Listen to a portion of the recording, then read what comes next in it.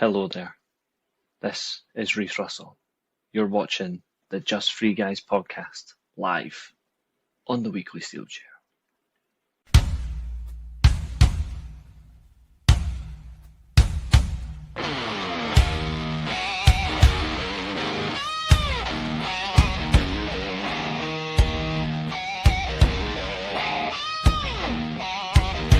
Just three.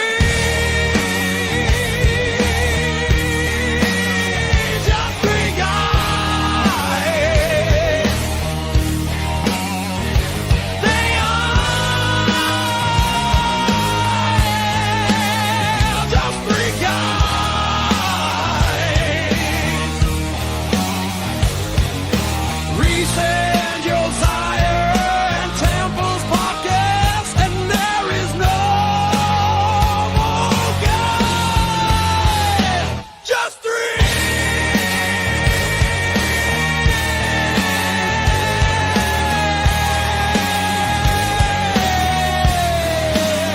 Just three guys. Go.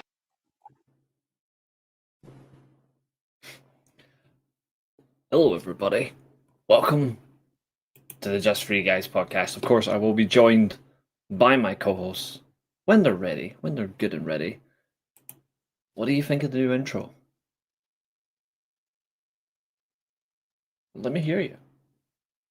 I, for one, think it's brilliant. But what do you think?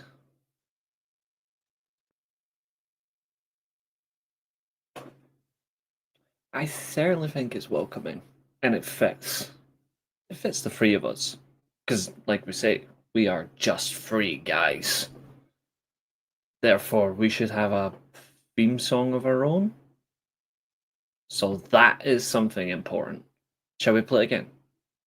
What do we think? Shall we play it one more time? Tell me what you think.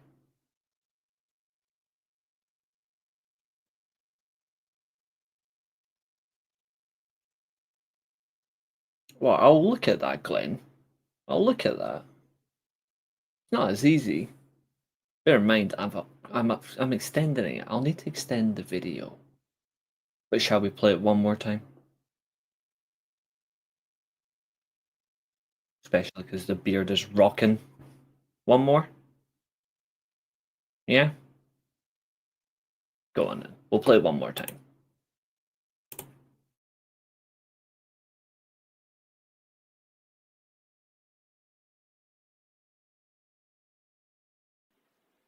Hello there, this is Reece Russell. You're watching the Just Free Guys podcast live on the weekly Steelchair.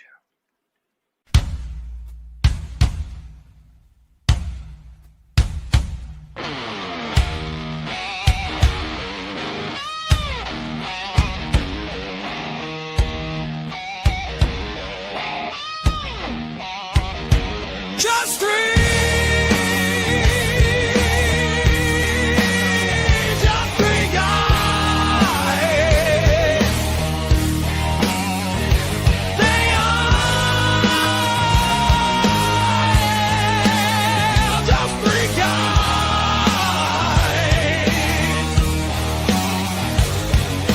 Reece and Josiah and Temple's podcast, and there is no more guys, just three.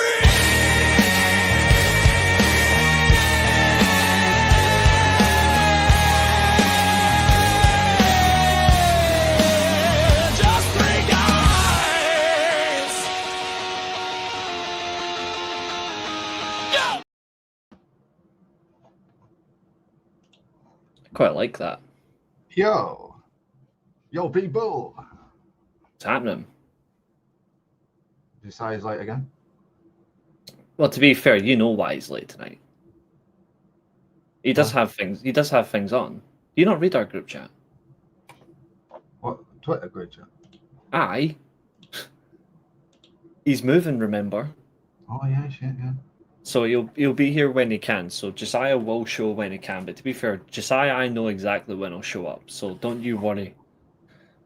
Probably the women talking about New Japan, probably, because I didn't watch Saturday night's main event. I just can't. Yes, when we get to New Japan is when Josiah will show up. So, hello everybody. Welcome, of course, to the Just Free Guys show, where we're going to talk about everything that is anything this week to do with pro wrestling. So, don't you worry. We're going to be here for... We're going to be here quite a while. We got a lot to get through. So, if you can't handle it, respectfully, fuck off now. Because this is for the serious side of the weekly Steelchair. If you can't handle this, then please exit stage left. Don't forget, everyone's opinion's valid. Exactly, except Jey Uso fans and Triple H fans and single-minded glazing fans. We want professional wrestling fans in here. People who actually care. Put it that way. What's up, James? Good to see you. Typhoon, Earthquake, and another one, but they were only a duo. If you want to add stuff to the video, it's got to be correct. It can't just be tag teams, you know? Like, if you want it to be if you want it to be a faction, it needs to be a faction. Mind you, that's about getting clips as well, because not just adding clips in, but you got to do it right. It's not as easy. But this is a place where people can come and enjoy themselves. And James, thank you for joining the Discord. I really do appreciate it, brother. Yeah, don't forget the Discord's still open. Pinned tweet. Pinned tweet, yeah. Pinned comments in the chat. Yep, did all that at 5:30. So it's all in there. And I've been working on the intro for the past 30 minutes. So I did the intro like at 7 o'clock. So that's all been done. If you want the order that we're going in today, I'm going to bring it up on screen as well. So give me 2 seconds. My eye's just a little bit sore. Nikki Bella fans, they're not welcome either. Because they're strange. So, as promised, the show started at 7:30. So, you can't accuse me of being late.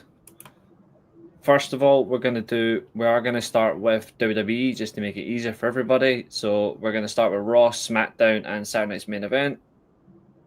I don't think anybody really cares about NXT, so don't worry. After that, we are going to talk about Dynamite and Collision. We can talk about NXT as well. Some people might. If you did, but I didn't watch, so because I don't watch NXT. I don't watch that nonsense. Nothing about it interests me. So we all did that. In the third part, obviously, we'll talk about TNA and Ring of Honor because I need to shit on that for a minute.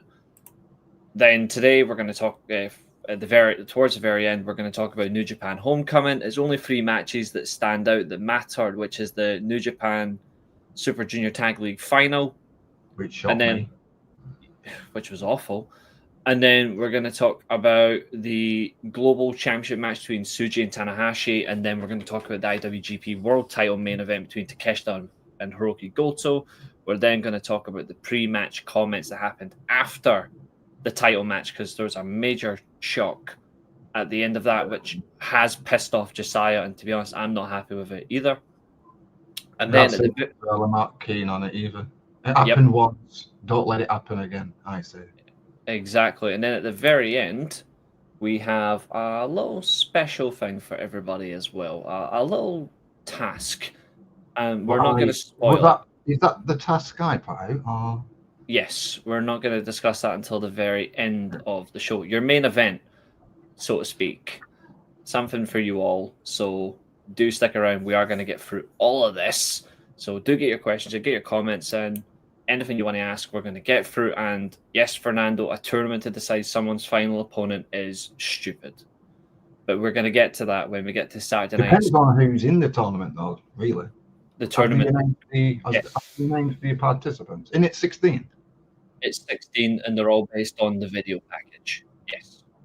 Which is just embarrassing. So if anyone wants to see the participants, I'll bring them up. It is genuinely pathetic. I'll say this now before anyone says it. Just my opinion. It's just my opinion. You might agree, you might disagree, you might be in the middle of the park. But in my opinion, the Hiroshi Tanahashi retirement tour has been better than John Cena's. Yes, it has. 1, 2, 3, 4, 5, 6, 7, 8, 9, 10, 11 So in the turn, there's 16 members of this. The last time is now tournament. There were 11 people in this promotional video. You know what they should do for Hiroshi Tanahashi's retirement? Do the same thing for the tournament with all young people in. No, don't give him a. Tanahashi doesn't need a tournament. He's going to have his final opponent picked by Gedo. It's going to be Gedo's Okada, isn't it? Yeah. Okada Tanahashi, I think, will be his final opponent at Wrestle Kingdom, which is already a better match than whatever Cena gets. But Yep. So from the 16 possible entrants, 11 in this video from Saturday Night's Main Event. Obviously, we'll get to Saturday Night's Main Event later on. But the 11 listed are The Miz, Rusev, Solo Sikoa, Sheamus, LA Knight, Drew McIntyre, Penta, Carmelo Can't Wrestle Hayes, Bronson Reed, Gunta, and Dominic Mysterio. Some of those do make sense. Yeah, but they're all awful. They're all awful. Every single one of them. What about the others? Because it's 16. That's not 16. Like I said, surprises? There was only 11 people listed in this video. Yeah, but there's 16. We might get some surprises outside WWE, like Matt Cardona or something like that. Yeah, there'll be Cardona and a couple of TNA talents. That'll be it. Well, again, Edge, but he won't be in it. I don't know why people are thinking that AEW are going to let a talent go over for this. It's not going to happen. They could do that thing that's going on with like Andrade. You could like bring Edge over. But they shouldn't. If I was AEW, I'd tell them to get lost. Why is Randy Orton not in this tournament? He's injured. Is he injured? I'm sure he's injured, yeah. But quite frankly, I wouldn't even give the time of day. The winner of this tournament should be a young talent, not an oldie. I'll talk about the oldie conversation when we get into the Saturday Night's Main Event, because I posted a picture on Twitter, which is kind of funny. Of course, I look at the logic behind it, and if I was WWE, honestly, and AEW tried to reach out for Adam Cole to come in for the final match, I would say no, because I'd be like, well, look what you did with Andrade. You tried to bring Andrade in, and then you physically removed him for a year. Yeah, Andrade's situation is fucking ridiculous, if you ask me. They're using that 1 year to bring him back to WWE as well. So it's basically a plant. It's a plant. Did Andrade get himself fired though? That's what they think. Well, I think Andrade didn't want to be there. He failed a test on purpose and then got himself fired and then went to AEW. And then all this stuff now is just ridiculous. 1 year. Yep. Weird. Yep. It's just a load of nonsense. That's why I would honestly not give them the time of day. Apparently, Brooks Jensen wants to be part of this tournament. Who? An NXT talent, because his dad used to be running. Is that the Wish version of Jungle Boy, Jack Berry? I don't know. Is that the guy who used to be tagging with Josh Briggs or something? No, I don't. You'll have to clarify in the chat, guys, if that's if Brooks Jensen and Josh Briggs tagged in NXT with Fallon Henley. I don't know what the group were called. I can't remember. To be honest, I don't really know much who he is, but his dad used to run with Cena back in 2003. B Squared, if you remember him. Fucking hell, B Squared's job. What? B Squared? Oh yeah, I remember him. I remember him in the 2003 Royal Rumble. Yeah, that's Brooke Jensen's dad. Okay, really? Yeah. That's why Brooke wants in this tournament, because he wants to beat Cena because of what happened with it ended badly between them. I wouldn't even bother, but yeah. I see Obafemi in this. Could be Obafemi in this. Could you imagine a gun for Obafemi final to face John Cena? I can see it happening. I can see it certainly happening. And I'd put over Obafemi. I wouldn't put over Gunther. I'd put over Obafemi. He's a young guy. You need to put over young talents now in 2025. And we'll get into the SmackDown's main event. Who are the champions now that crowned new, which are technically in my opinion, they shouldn't really be champions because they're too old. Logic, they have none. But that's where we're at. But yeah, you're going to get a lot of that tonight. You're going to get a lot of fun. But yeah, like I said, we are going to start with WWE. We're going to start with Monday Night Raw. Again, we're not going to really... You know what? I forgot what happened. Yeah, we're not going to go like full on in. We're just going to look at like some of the main caps. So obviously, one of the things... What's up, Tina? It's good to see you over on Twitch. One of the things we are going to obviously discuss with Monday Night Raw was the conclusion. Like, obviously, Saturday night's main event has happened. We did have the promo between CM Punk and Jey Uso. They did come face to face. It kind of proved the point that neither of them are genuinely good enough. Like, they're not good one's enough. a tag wrestler and one's a bit too old now to win the world title, in my opinion. Absolutely. And then obviously Roxanne Perez, Nikki Bella in singles action. You had the Women's Tag Team Championship match. You had JD McDonough versus Sheamus. You had Braun Breaker versus LA Knight. And you had the Intercontinental title number one contenders match between Rusev and Penta, which obviously led to Saturday's main event's triple threat. And Dom retained. And now Penta and Rusev shouldn't even be in the conversation of next challenges. Yeah, I agree. But here's the thing. You look at this entire card, and I think of it in a logical perspective. You know what I do with this tournament? What's the one belt that John Cena's never had? I don't ever want to see him touch the Intercontinental title. Yeah, but he doesn't win it in the final. Like Dominic Mysterio wins this mini tournament to face John Cena in his retirement match. John Cena's never won the Intercontinental title, but he loses and puts over Dom. I feel like if Dom wins this tournament, Dom still gets the... He might. I love Dom. Don't care what anyone says. I think Dom's excellent, mate. He gets the Austin Theory outcome. Yeah, but Dom. I think Dom's probably. I know what people. Yeah, Austin Theory didn't really do anything for him because the people in charge, isn't it? And I think the people who are in charge now might think, "Oh, Dom's just put over John Cena. Let's put him up." I think even if he still was to get the result, I feel like it would backfire on him. I just think they don't have a clue what they're doing, and I think, me personally, this might sound harsh, but Cena doesn't deserve a retirement match, and I don't care if that offends people. He doesn't deserve a retirement match because, quite frankly, it's not going to be anyone's benefit. Because it's going to be the exact same thing. Oh, look at that. You're the person that retired Cena. And then what happens when you lose? Oh, yeah, you're just nothing from that. Like, there's no strength. And then James makes a fair point. If Dom was to face Cena, he has to lose the title beforehand. I think an IC title match between the two of them would be a bad idea. Me too. Because at that point, Cena's going to be overwhelming favourite. And yeah, but it's all about putting over the youth. Is John Cena going to put over Dom? No. In his last match? If he got him, I don't think so. Is John Cena winning in his last match then? I think he's one of the rare exceptions where he will win his retirement match.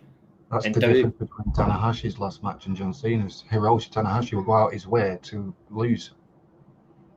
And put over young talent like, I don't know, Yu Uemura, Yota Tsuji, people like that. But when John Cena's retirement match, he needs to put over a young talent so that young talent can be elevated into the high echelons of WWE. The problem is, though, is not every major talent is going to put over in their final match. That's the problem. There's some rare exceptions where they allow the talent to win. Like, rare exceptions. It doesn't happen all the time, but there are rare exceptions where talent will win their final match and they will go out with a win. Bret Hart, Taker, Beth Phoenix, just kidding. Trish Stratus did it. Those three won their final matches. Steve Austin technically had a retirement match, lost, came back, won it. So he's had two of them.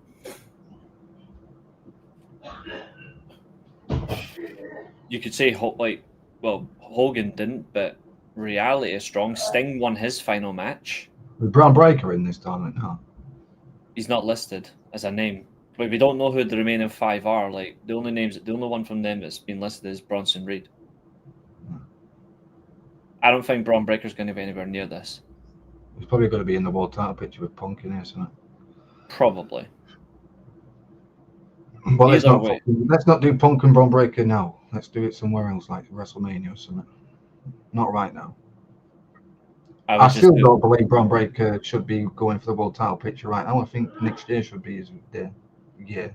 Win the Rumble next year, and then win the world title at WrestleMania. If he was to win the Royal Rumble in 2026, I wouldn't have any problems with it. I'd rather Braun Breaker win it than some scumbag like Sami Zayn. Yeah, but you know it's coming. Oh yeah, I do. And it's a bad idea because he's not over, whereas Braun Breaker is. He used to be over though, sorry. Yeah, but we know that Sami Zayn is just a plant. Yeah, it's Saudi Arabia. Saudis love Sami. What a better way for him to win the world title? Exactly. Saudi Arabia Royal Rumble win, go to WrestleMania, beat, I don't know, Goldie. Don't know about that one. Yeah. It might be Randy Orton, Drew McIntyre triple threat WrestleMania with Cody. I don't know what's happening. If I see Drew McIntyre anywhere near another WWE title match, I swear to God. Yeah, it keeps losing, doesn't it? Which is Like annoying. As far as I'm concerned, he's had too many chances now. It's time for him to drop to the mid-card scene. That's it. Like, for me, that's it. Drew McIntyre should not get another world title shot. He shouldn't even really be in the mid-card. He should just do feuds like Priest and Aleister Black or something. I don't know. Yeah, he can jump in between the two of them, but he should not be competing for a world championship anymore. He's an embarrassment. And it's even more embarrassing it's because it's his own fault. He allows himself to be in this position. And that's actually an indictment of how bad Raw is. That McIntyre's on SmackDown competing for a title he's got no chance of winning. He's got a better chance of going to fucking Raw. Yeah. I don't think they know what they're doing with him, eh? I feel like I think he's done. From a serious perspective, I think Drew McIntyre is done as a world title contender. James if they didn't like push Drew McIntyre to these world title wins or to world title matches now, I'd put him on Raw with CM Punk. There's the history of Punk and McIntyre. Punk cost Drew McIntyre's world title. Priest cashed in. They did do something there, but you could revisit that when Punk's champion, and then Drew McIntyre could beat Punk for the title. Thinking, there you go. There's a long-term storytelling, as the idiots online like to call it. Yeah. I think there's so many things that they'll try and do, but they'll just not get it right, you know? And I don't feel sorry for Drew McIntyre. The first or second time, I'll be like, you know what? You lose 1 or 2 matches, I completely understand. Like, that's shit. But when you get 3, 4, and 5 all the way through, and you're losing the same way, what's the point? That's another thing, just to go off subject. Reece has lost more than he's won. Yes. In WWE, he's losing. In AEW, he was winning more matches than in his WWE run. Mm-hmm. I also what's going on with him? Not a clue. Well, we're coming to him as well. Don't you worry, because that's another confusing one. McIntyre should have been selfish behind the scenes with the matchmakers and forced him to put the title on him. I'll tell you why McIntyre keeps losing matches. It's because he's not a triple. It's because he's not a triple fraud signing. The person who should beat Dom should be Finn Balor in that story with Judgment Day imploding, and that's the end of Judgment Day because I'm sick and tired of fucking seeing these. Yeah, I feel like Penta's now wasted. There's nothing for Penta now. If Penta's the only thing that needs to do with Penta, he needs to get with his brother and elevate the tag division on Raw. SmackDown's division's okay. Raw needs help. I don't know where the creeds are. Where the hell are the creeds? Non-existent because Gable's not around. Yeah, but you can still use them. Gable's not around, though. That's the thing. That is the reason, though. It's because he's not here. So because Gable's injured, you can't use the creeds. Yeah. Which is dumb. That's WWE. I mean, it's quite obvious. Like, you can see and predict their entire show is so easy. The creeds are wasted now. They mean nothing. It's a shame, really, because they're actually genuinely interesting. Yeah, they're a really good team. Mm-hmm. That is a monumental disappointment. But then again, that's WWE for you. But so I look at Raw, and one key highlight from Raw for me that stands out that needs to be It's probably with the women, bro. the women are there, but there was one thing for WWE that needs to be asked a question of, and it's a little bit weird in the sense of it is. We knew the Saturday's main event was a triple threat for the IC title. We all pretty much said it was going to happen. I thought Dom was going to lose this one in the triple So did threat, I. losing the So triple did I. threat rule and not get Yeah, pinned. And pin that's what I Penta, thought. unfortunately, and Rusev the Intercontinental Champion. I had Penta to pin Rusev, but what I don't get, and this is the part that makes no sense to me, is why does it have to be the Americanos that have to get involved for this? If Dom's getting the Americanos to be involved in these matches, why is he still with the Judgment Day? Like, it doesn't make any sense. I do like the Americano gimmick, but that's just many people might think it's cringe, but I think it's quality. It's just taking the piss out of Lucha Libre, isn't it? Yeah, I just feel like it doesn't have enough strength behind it. Who would you choose to dethrone Dom? I had Penta, but now I really don't care now, Abel, you know? I had Finn with the old Judgment Day story, and please end it like when it's please just end the Judgment Day, for God's sake. I'm sick of seeing them. They should end it as Survivor Series. Yeah, have Finn Balor beat Dom, and then Judgment Day is over. Yeah. Because it's not a worthy faction anymore, you know? Like, Or if I was booking, I would have I'd have Rusev win the title at Saturday night's main event, and at WrestleMania I would have had Rusev and Sheamus, and then Sheamus gets his Intercontinental title Grand Slam champ. So just put Sheamus straight back into that title picture all over again. Yeah, but he needs the title to become a Grand Slam. Why does he need to be a Grand Slam, though? I don't know. That's the story a couple of years ago, wasn't it? Yeah, but I feel like that, like, for me, like, I don't think there's certain people who don't deserve to be a Grand Slam. Sheamus and Cena are two examples where they don't need to be. Like, Cena's obviously never had a match for the IC title, I get it, but I don't need to see him hold that title. And Sheamus has already had too many of those opportunities anyway. You just give him and you just give it to him. I don't know, I feel like there's no point. I feel like right now, if I'm looking at the IC title picture, I'm more than eclipsed to say Finn. I don't mind the Finn option, but even JD McDonough had an excellent match against Sheamus. I saw the highlights on YouTube. That was a ridiculous good match. Yeah, and ended with cheating, right? But yeah, I think JD McDonough can do with a little singles title run himself. I think he's I like him. I think he's excellent in the ring. People take the piss out of his massive head, but I wouldn't like an headbutt of him. No, his head is massive. I feel like you could run a few things with him. I don't know how far you're going to get. You could actually do. Could you do Finn Balor and JD tag? Oh yeah, they already did that, though, haven't they? And they only defended them twice. Yeah, true. You know who I would have had take the title off him, but this is what I've got an issue with. They should have had Ilya Dragunov take the title of Dominic Mysterio. He did not need to be on SmackDown. He should have walked into Raw, beat Dominic, and then Gunther just returns to Raw. But it looks like he's going to return to SmackDown. JD is a Funko Pop, absolutely. Still good wrestler, though. Still absolutely amazing. Still good. I think there's some what size your head you got. There's definitely some parts to him that could be a whole lot better. But he is a brave guy, though. I will give him credit. He is very brave. Yeah, but didn't SmackDown need the mid card? Mm-hmm. So that's probably why Dragunov went over there to help the mid card, because the mid card were trash on SmackDown. Well, SmackDown's trash in general, so. SmackDown is horrid. That's why we're actually bringing it back up for tonight.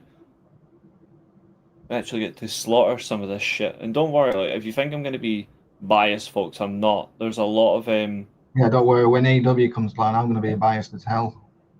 I'm going to be I'm against both of them this week. There are some things from both shows that let me down. Like, there's some things from both shows that really did let me down that I'm going to call out on, like, where I'm fair here. But the manner of it, JD will never get over. JD did get over.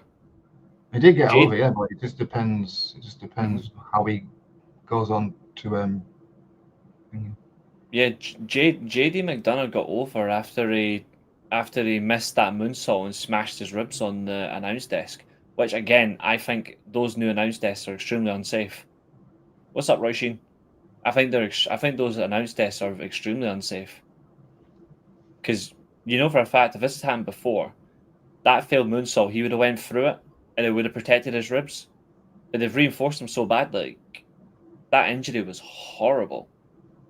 But yeah, I'm not a massive fan of JD McDonough, but JD McDonough is over. Like he is actually over with the crowd as a heel. Like he gets heel reactions that are genuine. He's actually more of a heel reaction than Dominic Mysterio gets, by the way. Because Dominic doesn't even get heel reaction anymore. He gets tweener ones. JD He gets gets proper. around, yeah. That's because he won the title at WrestleMania. Yeah, but even since then, they're still getting tweener reactions, and they don't know what they're doing with him. I think they need to just highlight what he is and go forward. If you're not going to do it, then what's the point? I think Raw needs help. The only thing I think, in my opinion, that Raw needs help with is the tag division, because that is just ridiculously boring. I think tag in the main event scene, because that main event scene is awful on Raw. It's the same thing every week. It's like it was Bronson Reed, Braun Breaker, and Seth Rollins versus LA Knight, Jey Uso, Jimmy, and then they used to do alternative matches around everyone, and then it just got fucking boring. Division every week attacking this person. Jey Uso comes out to save Jimmy. LA Knight comes out to save bloody Punk or whatever. Same shit. Far too formulaic. Probably why they just had division turn on Seth, but obviously the injury happened. Yeah, exactly. If they want to build Dom to be a big babyface, they need to split him from Judgment Day. Judgment Day should have ended like 3 years ago. Fernando, we're not saying JD should be in the tag title scene. If you actually listen, I actually want JD McDonough in the Intercontinental title scene. Like, I actually do. I think Finn Balor realistically should go to the world title picture. Go back into the world title picture and actually try and make himself interesting again. Yeah, like he did with the Universal title, but he got injured, unfortunately. Could you imagine the time when if he didn't get injured in that Universal title match? I think it would have. Like, I'm going to go one step further. If he hadn't got injured, I think he would have defended the title against Brock Lesnar at WrestleMania that following year. Not Goldberg. I think it would have been Lesnar versus Finn Balor. And I'll go one further. Finn Balor would have beat him. What, as the Demon or what? No, or on his own? On his own. I like the Demon from New Japan though when he comes out the casket. Just saying. He's absolutely ruined now anyway, but that's the reality of it. The thing is though, Fernando, is we still want to see Finn Balor do something, because he is Finn Balor. But we want to see him actually do something, because end of the day, he's still one of the best wrestlers in the world. The problem is, he's been absolutely mugged. Like, this is a guy who, in 2013, was in the top 5 best professional wrestlers in the world. In 2015, he was in the top 3. 2016, he's in the top 3. 2019, Finn Balor's in the top 5. Now, top 30 at best. Top 30, because he's been wasted. No, I think it would have just been Lesnar versus Balor Club Abo. It would have just been normal Balor, but I think Balor would have just outlasted Lesnar. Yeah, but would Lesnar put over him? That's the question back in there. I think he would have. Lesnar actually he only puts over people he likes, or works with people he likes. That's why he worked with Styles instead of that clown, Jinder Mahal. His stock is very low right now. He needs to go back to New Japan. I wouldn't mind Finn Balor back in New Japan. Finn Balor doing an invasion on the Bullet Club would be hilarious. Invades New Japan, destroys the Bullet Club from within. Like, just destroys them. With Taguchi. On his own. I don't think he would need them anymore. I think, well, to be fair... I want Apollo 55 back. I get it. I don't think he would need anybody. I think he would just walk in and just 1916 them all. Just come in with the Venom, the Venom paint. Good old, like, Finn Balor Venom paint, like the best Finn Balor look of all time when he came out dressed like Venom. And just destroy everybody. What does anyone think about the AJ Styles and Dragon Lee partnership tag team champions? Do you like it or do you fucking hate the thing? Well, funnily enough, we're going to come to that. They had a backstage segment this week. And I don't know where they're going. Like, Raw's just makeshift teams now, really. yeah, I'm not seeing the War Raiders, the Creeds, where they are. exactly. I don't know what they're gonna do with this tag team. I don't think it's actually the right thing. I've said it before. I don't like this tag team. I don't like the fact AJ is in the tag team division when this is meant to be his final year. It makes no sense to have him team up with Dragon Lee. Like, Dragon Lee should be teaming up with Rey someone who Mysterio when he comes back. yeah, something like that, or put him with Penta. Like, I'm not bothered with that. I mean, you could have Penta, like Ray Phoenix moves over to Raw, put them together as a trio. I don't know, but I just don't like Styles with Dragon Lee. And the title win, yeah, it's nice to see Styles win a title, but it's not the one I wanted him to win. Yeah, I'd have Dragon Lee with Rey Mysterio when he comes back. Lucha Bros on Raw. War Raiders, Creeds, I don't think you'll ever see New Lucha Day, Bros in Usos, WWE. put them back together. And then there's your tag division. Pretty stacked, if you ask me. I don't think you'll see Lucha Bros in WWE at all. And I'm kind of hoping not either, because I'm already having to see Penta suffer bad booking as a single. I would hate to see it as a tag team, you know? I feel like just look at the prime example of what they've done to Machine Guns. They've turned them into one of the worst tag teams on the planet. And Yeah, at one but point, at least they're doing something. yeah, being jobbers. Yeah, are they old though? Still, like, they're still a phenomenal tag team. They should Yeah, be but jobbing. they're getting a bit old. If I was them, I'd put young teams over. Styles with Penta and Phoenix would make complete sense. I wouldn't mind that. Styles being the single, Penta and Phoenix holding things out. That would be a new. It wouldn't be the Death Triangle because it wouldn't work, but you could find a concept for them that would actually benefit. Bandito is injured. Should he lose one of his titles? No. I don't think he's that badly injured. I think it's just a small thing. And again, I don't want the Lucha Bros team in WWE like what you said. Exactly, James. Motorcycle Machine Guns are ruined, Abu. It's one of the worst things I've had to witness. So they did funnily enough have a tag team championship match on Raw, and it was for the women. Again, Alexa Bliss and Charlotte Flair are still champions. They're still a team.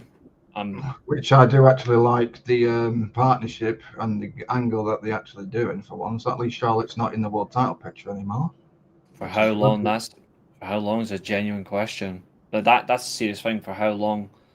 Yeah, we'll get that. We'll get to that, Fernando. That's quite funny. It is very funny. So Bliss and Flair beat Bayley and Lyra Valkyria by pinfall, and then the Kabuki Warriors attacked Flair and Bliss. Are the Kabuki Warriors going to be the ones that defeat Flair and Bliss for the tag team championships? I'd say so, yeah. And if so, should they be or should they not? Yeah, but there's no women's tag teams, really, is there? No, there isn't. That's the problem with this entire product, is they just rush to championships, but they don't have any plan. Well, you got Bayley and Lyra. I don't know about them two. I don't think that's going to last long. Split personality thing, which I do like. Mm-hmm. You got Bayley, Lyra, the Kabuki Warriors, Charlotte Flair, and Alexa Bliss. You've got Chelsea Green's group. I don't know if Piper Niven's injured still. Yes, she is. I'm trying to think what other teams there is for women. I don't know. I'll call up Solruka and freaking what she's called, Zarya. But I prefer calling her Delta. I hate the Zarya name, but yeah, you're right. Asuka needs to be in the world title picture again, not tag team. Yeah, you can see that not happening again, mate. That won't happen. Oh, okay. This is interesting. This came out a couple of days ago. I don't know if you've seen this, but it was posted by Josh Wilding on the Ring Report. WWE Hall of Famer names former WWE executive as someone who was racist towards him. Yep, so he has been sacked. Io Sky will cost them the championship. I'm expecting that. Hmm. Guess who he's talking about? Have a guess who he's talking about was the one that was racist towards him. Not a clue. But really, I don't really read the dirt sheets. This has come from Devon himself. Why? What's he said? Like, That's the name, Fernando. That is the one. Devon Dudley has accused Jim Ross of being one of the executives who was racist towards him in the 1990s. racist to who? Yep. Jim To Ross who? was to Devon Dudley. I thought you said bully. Aren't the same colour? No, fuck that fat clown. But no, he's saying that he was racist to him. So he says, and I quote, Devon explained that when a person comes to you and tells you that they don't like you because of the colour of their skin, and you're sitting up there going, wow, really, when 1999, 2000. Yeah, but did you not see, like, back in the day when Vince McMahon came up to, I don't know, it was John Cena and Bobby Lashley stood there. What's up, mate? N-word. That was Booker T and Sharmell. Yeah, the same thing. So you can say Vince is a racist as well. Yes, you can. So what he says here says in a new interview, the ECW icon defended. Wow, this is hilarious. He's defended Vince, Laurinaitis, Michael Hayes, and Pat Patterson amid the continued speculation. Revealed that he was talking about iconic commentator Jim Ross. I call them the round table perds. Oh, they are. So he said, was it JR? Yes, I did have a problem with JR back then, and I don't know why. I'm not angry at the man today, but I was disappointed with that man with the fit when he said things to me back then. I don't wish that man any bad illness, nothing like that. I was very hurt, very bothered by what the man said on two separate occasions. And like I said about Hogan, fuck Hulk Hogan, I'm not asking you to forget what he has said, but you to forgive, and I've forgiven him in my heart. So if you've forgiven him in your heart, then why call out? It makes no sense. He's also mentioned something about Tony Khan here if you want to listen to this. So he says here, this is a weird one. I've never buried, in close brackets, Tony Khan. I've sat there and said I've no gripes with him. I've got no hard feelings. I just don't think he's the right booker for the company, even though he's the guy that financially takes care of everybody. Listen, Dixie Carter financially took care of everybody in TNA at the time, but she wasn't a booker. I've always said, get somebody to come in there and help you buy the book, instead of the people that you have surrounding you. Yeah, but Tony Khan's not a good booker, that's the thing. That's what he's saying. He's saying that he should just be the guy who looks after the money and running things. He shouldn't be the booker. I mean, that's what I've been saying for the God knows how long. Tony Khan should be in the office doing all that stuff whilst he gets some people booking. Mm-hmm. I don't know who could book. Chris Hero's got a good knowledge. Jerry Lynn, he's there. He's got Daniels. He's got Danielson. Yeah, he's got Danielson. He's got Steve Corino, I think, is there. Yep. Jimmy Jacobs is there, I think. Yep, sadly. Ricky Steamboat's there backstage. You could fucking use him as well. Yep, absolutely. He's got a great mind. One of the best, one of the greatest wrestlers of my generation. Anyway. Oh, he was great. He was great. He certainly was. SmackDown for you guys, folks. This will not take long because SmackDown is absolutely stupid. So SmackDown opened with the then women's champion Tiffany Stratton, who wants to fight Jade, wants to be Scar from Lion King. I'll say something about Jade. She's still crying. A negative. I'm going to say something good about her though. Once. I'm scared. This is going to be the first time ever Temple says something good about Jade, right? When she turned heel and attacked, she looked badass. Even though her heel. The attire that she was wearing, I wanted her to continue that, but wrestle in it. In a way, yeah. In a way, yes. There's just one problem with her heel turn. Her heel turn makes absolutely no sense. I get it. She wants to be a champion. A certain someone comes back, that's your WrestleMania match. Oh, they're already going to do that, and they're going to try and validate her title run by having her beat this person, and it's not going to work. Jade and Bianca, you're right. Yeah, that match is going to flop. because of I like Jade. Bianca anyway. I like Bianca. Oh, I like Bianca as well. I just don't like Jade. Jade's one of the worst wrestlers in the world. Yeah, she's Male. green and grass. She needs to Absolutely. be in the performance center for about 2 years or something. No, she needs to be in Hollywood. She needs to be removed from pro wrestling. Like, pro wrestling has passed her by. But what I was saying about Jade, and this is my problem with Jade, is her heel turn makes no sense because it was nothing to do with Tiffany Stratton. Her heel turn was purely Nia Jax. So why turn heel on the champion? Like, go after the champion after you deal with Nia Jax. Tiffany Stratton had nothing to do with this. So it And the makes Saturday night main event match was a waste. what can I say? Crap. Tiffany Stratton got absolutely destroyed. She got squashed. Yeah, that's what I mean. Yeah, she got squashed. I watched the highlights. I didn't watch Saturday night's main event fully. I watched the highlights on YouTube as I always do with WWE now. Unfortunately, Tiffany Stratton's title reign, I'm pretty sure, was well over, like, in terms of time length, it was well over like 200 plus days. one of the longest reigns, was it? In this era, yes, like her title run was. Apparently, she's injured as well, so she's actually going to take a hiatus. But Yeah, still, if that's the that. case, why have her end it on? Why have her title reign end on a Saturday's main event? That's the part that doesn't make. Yeah, I think the program will be Jade and Bianca, and if Naomi's coming back, I don't think she will be coming back anytime soon because she's had a baby with little Jimmy, and Yeah. I don't know when Naomi will be coming back. No, I don't know. Probably 2 years. Yes, it is true. Tiffany Stratton, Ludwig Kaiser Tiffany are Stratton split. is now available. Ludwig so Kaiser. is Ludwig. So is he. Apparently he's with some lassie in NXT. To be fair, I think Ludwig Kaiser's done himself justice. I think he's actually managed to survive. Tiffany Stratton scared Jade the heel turn makes perfect sense. Define it then, because when you look at it, the heel turn was Nia Jax in full. So I like the heel turn. I like how she looked, but I thought the heel turn was good. Jade in general wrestling is not my cup of tea. Yeah, the look it just didn't work.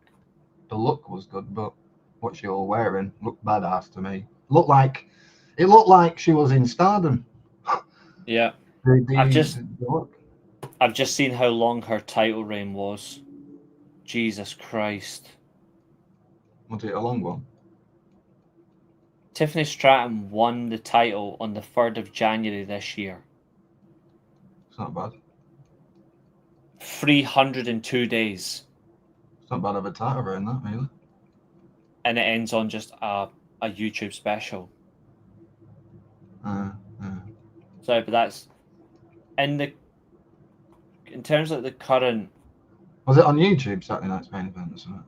YouTube, it's on YouTube and NBC. Oh, I thought it was on Netflix. No, not over here in the UK. No, we get it on YouTube. Oh. So in terms of length of reigns, Tiffany Stratton, in terms of the revamped women's title, because obviously they've got the top three on this title lineage is for combined days is Lynch, Belair, Bliss, then Asuka. They're your top 4. But obviously the longest, none of them come close to Trish Stratus, for example, or Fabulous Moolah. But the 5th longest reign combined days is Charlotte Flair, 6 reigns, 305 days. Becky Lynch's 2 reigns combined. The Saturday night's main event should be like Saturday Night Heat. It implodes into a pay-per-view. If you get what I mean, like back in the day when you had Saturday Night's Heat or whatever it was. Sunday Night Heat was good for that, but Sunday Night Heat was also Saturday night's main event should be. But Sunday Night Heat was also I don't know, SummerSlam or something like AEW do 0 hour. But Sunday Night Heat was also a TV show. You could do that for Saturday night's main event. similar to Heat, and then impose into a pay-per-view after. I don't know. Yeah, but it's not really what they do with it though. Sunday Heat was underage, so Charlotte Flair with 6 title reigns is 305 days combined. Tiffany Stratton with 1 reign is only 3 days behind Charlotte Flair. Hopefully Charlotte Flair doesn't even sniff a world title anymore. Hope not. But in terms of lineage, only 14 women have held the title. Was since Stephanie Baker Stephanie meant to defend the title on that show as well? No. So They no only Stephanie Baker on YouTube. That's a bummer, isn't it? They only advertised for 4. That was all. They weren't going to go any further. I bet Abdul's well got it in the comments. Stephanie Baker wasn't on the show. Yep. Scott Steiner wants to work with Braun Breaker on TV. Change his name first, then we'll consider. If you don't change his name, then I don't care. Like, plain and Why don't simple. we just do a segment of them both doing maths? Could be. That would be absolutely crazy. A good shake, Fernando. Good shake. Wouldn't mind it. Wouldn't mind that at all. They're just both doing fucking math equations in the ring. Mm-hmm. You've got 99 points, something, a chance of beating my nephew, Braun Breaker. And then Braun Breaker just starts fucking doing some math equation. Yep. So from the 14 women, since it got revamped to the women's title in 2016. Talking about Scott Steiner's got a son and he's training in the performance center, by the way. Yeah, I know. So in a couple of years you'll see the new era of the Steiner brothers. Or Steiner, whatever you want to call them. Fernando, that's not technically true. Sunday Night Heat for all of 98 and 99 was actually really good. It got really mid. Yeah, in 98 they had the light heavyweight title defense. Jason Thunder Liger, Takamichi Nuku, Christian when he was a young boy, and then fucking what's it called? Dick Togo was on that fucking show as well. Yeah, 98 and 99 Sunday Night Heat was brilliant. You got Gangrel and that, SAREACS. Sunday Night Heat was also the very beginning of the Ministry of Darkness as well. It all started on Sunday Night Heat, the Ministry of Darkness. Not to mention Sunday Night Heat was also the beginning of the Deadly Game tournament as well.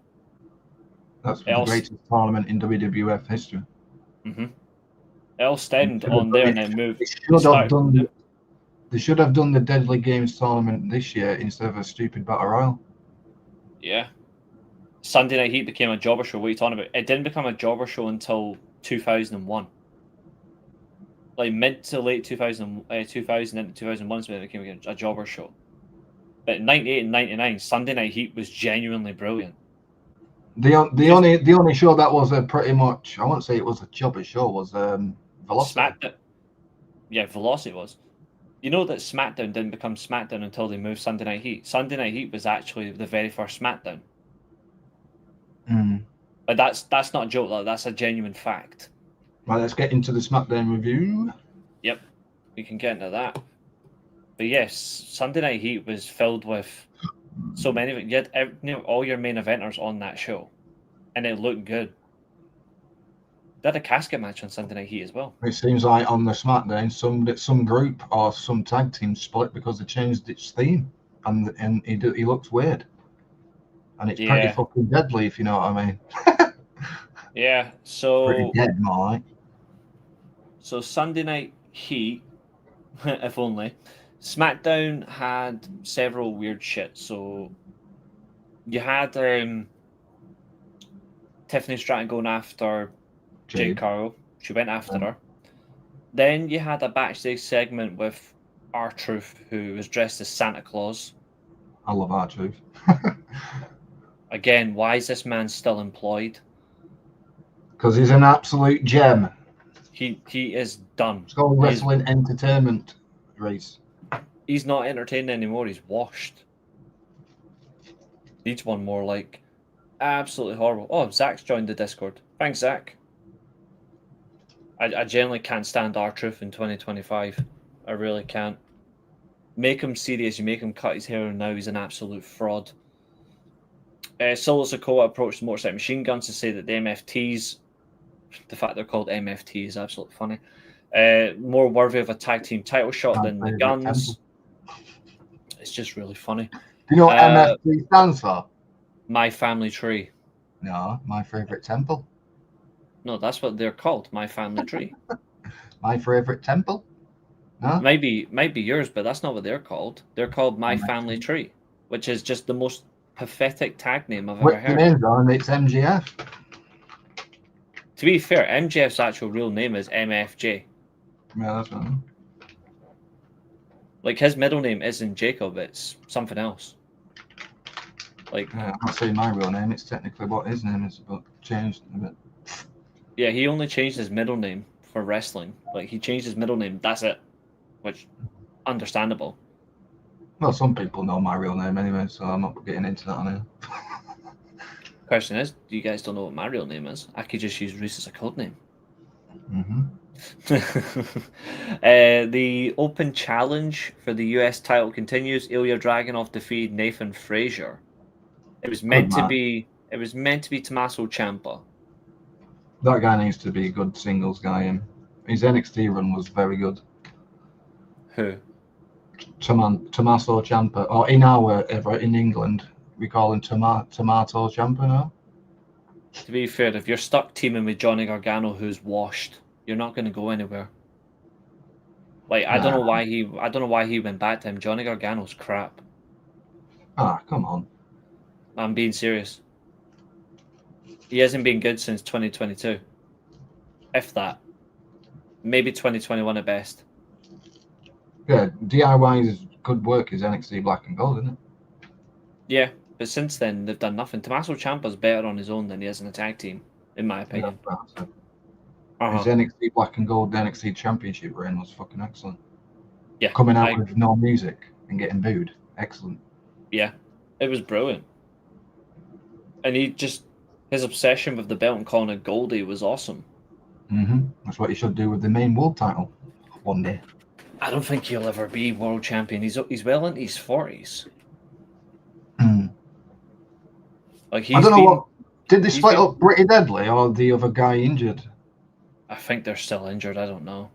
I don't know why they're. Didn't Carmelo Hayes face one of the Pretty Deadly guys?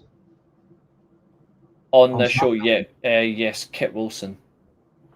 He changed his look. He's changed his thing. Does that mean the split or what? Probably not. I don't think so. They better not do, because that's a good team. I don't know if they are or not. We're Pretty Deadly. You know what Pretty Deadly do remind me of? I've never liked them as a team. I just think they're clowns. If they repackaged Pretty Deadly, I know I'm probably going to get hate for this, but they do remind me of a young Edge and Christian a little bit. A young Edge and Christian. Pretty Deadly are pretty good. If you book them properly. Have them with like Aleister Black, the New Brood or something. Be good. It'd be good. Trust me. Do something with them. People are moaning online saying, "Oh, some of the talents are not being used." Use them. Pretty Deadly repackaged as like Edge and Christian with Gangrel or something, or with Aleister Black and a new trio would be pretty good.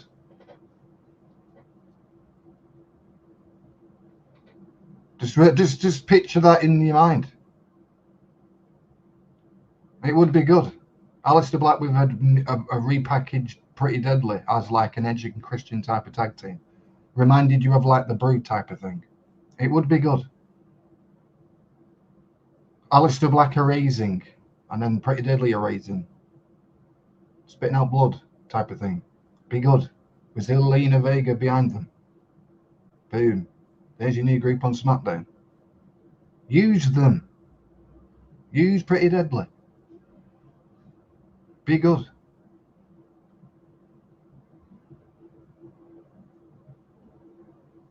It'd be good. Reece is thinking.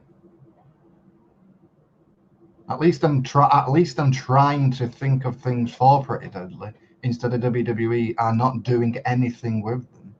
At least I'm trying to think of things that could benefit them.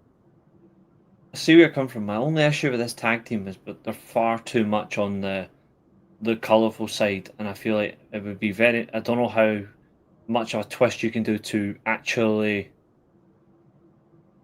make them darker. I don't know realistically if they could. Yeah, it would fit perfectly for them. I'm sick of these Pretty Deadly being all this goofy team when they should be absolutely serious. I think they've been far too good for too long. You can't change that mindset, especially when they go, "Yes, boy," like a bunch of gimps. They should stop doing that and be more darker with Aleister Black. See, I like the idea, but Aleister Black's a jobber as well. Don't make him a jobber. That's the reason. The WWE are making him a jobber, but I am here not making him a jobber. I don't think they've got the guts to put them in that position, you know.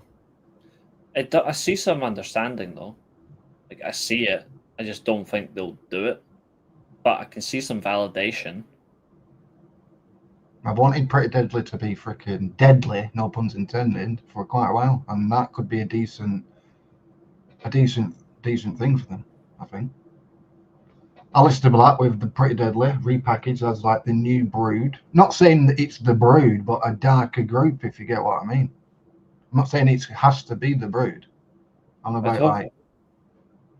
I wouldn't want to see any other rendition of the Brood because that's legendary. I'm just saying, they're not doing anything Pretty Deadly. I've just told you what to do with them to use them properly. You could literally just remove the Deadly and just call them Pretty Dark. I'm not kidding. I'm being serious. You could literally just remove the Deadly and just call them Pretty Dark. The House of Black. We can't really call them the House of Black because that's trademarked, isn't it? It's trademarked by AEW, yeah. I would just call them Pretty Dark. Didn't Aleister Black used to be called Tommy End back in the day? He used to be tagging with Michael Dante. Didn't they have a tag team called the Sumerian Death Squad or something? They could use that name. I don't know if it's freaking trademarked or not. I don't know. I think that would be valid. Just release Pretty Deadly. Right.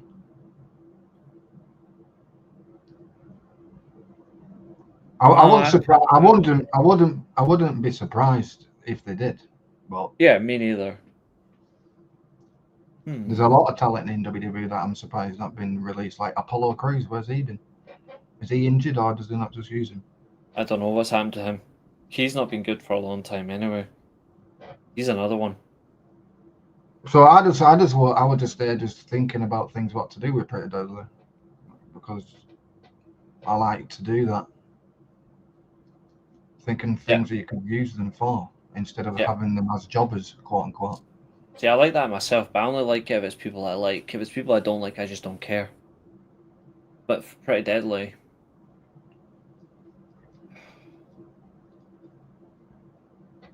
you can't say Black and Deadly. That just doesn't work. And that would be some really horrible undertones.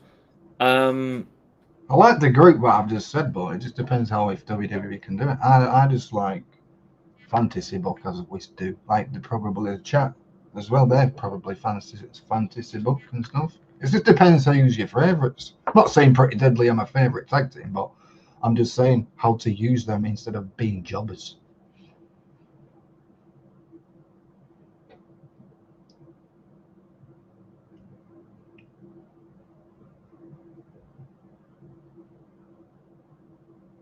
Because didn't he face Carmelo Hayes and absolutely got squashed? I wouldn't have mind the match, but depends in if he actually freaking had a good going in the match instead of Carmelo Hayes going and just squashing the guy. Unfortunately. I'm not saying like Pretty Deadly are good or a good team or anything, but it's just how I would use them in a meaningful way to make them impactful and people like, oh my god, Pretty Deadly on the screens, this new character type of thing.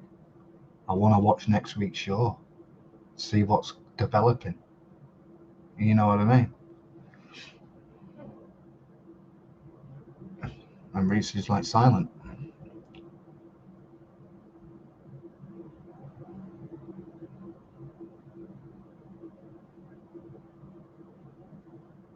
People online always want to see new things, don't they? So I just come up with a new thing that could be interesting.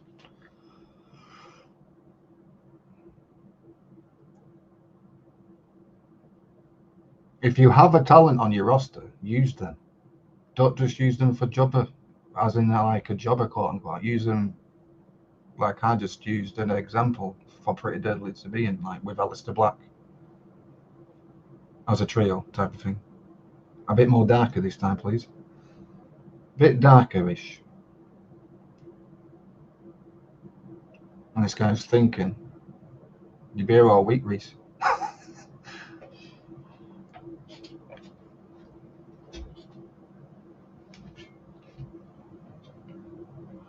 Or if not freaking doing the darker thing, just use him in the tag division and stop fucking about.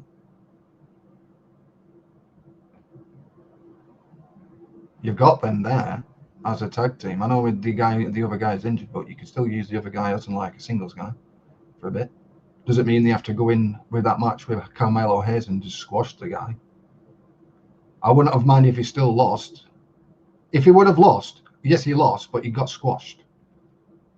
If Carmelo Hayes and whoever it was it Elton Prince or the other one had a match with Carmelo Hayes and had a good freaking match and showcased his freaking what you call it and had a good match except of being squashed, I wouldn't have minded, but he just went in there to get squashed by Carmelo Hayes. Deadly Damnation. Good work. I'm just seeing things that I was just formulating them.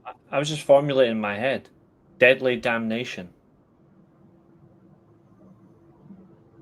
I would just go with it. The women are getting evil. I don't know. No. The sound of his Aleister Black's theme. Nah, you won't even get close to that. Are we getting into the Drew McIntyre, Cody Rhodes sit down freaking bullshit? Yep, Or is that next, or was that before? I don't know. We're not talking about AEW just yet, so nothing to do with AEW just now, folks. But yes, Carmelo Hayes did absolutely beat Kit Wilson, which is just absolutely funny because what I don't get as well is so they've moved on. The Miz and Carmelo Hayes are no longer a team. Have they had a singles? Have they had a singles match yet? No, but they're no longer a team.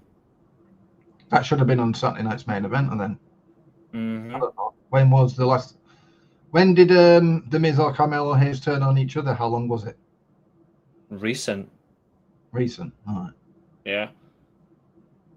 It doesn't look so interesting. Doesn't look at all. Julia's got a title match next week with Chelsea Green for the Women's US title. Again, WWE in their obsession with heel versus heel. You wonder why nobody watches WWE that much properly, folks.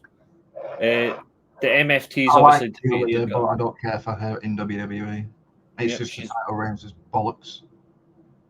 Any talent I like that's in WWE now means nothing to me. The talents I actually do like, I just don't care anymore. Especially one I'm about to talk about. Rey Fenix and Shinsuke Nakamura helping fight off the MFTs. Like, fuck that crap. And of course, Chody and Drew serial loser McIntyre had a contract signing. If Cody gets disqualified or counted out, he loses the title. Again, SmackDown and Raw were awful. Like, they were genuinely awful. And yet people insist on watching. And then on NXT, if anyone actually gives a shit, we've got a new North American champion, I think, haven't we? Oh, I can answer that one very easily, Glenn. Avoid them all. Go and touch them with a bloody 10-inch barge pole. Yeah, so on NXT, we've got a new NXT North American champion called Mariah May. We've got new NXT Tag Team Champions, Reese's favourite faction. What are they called? I forgot.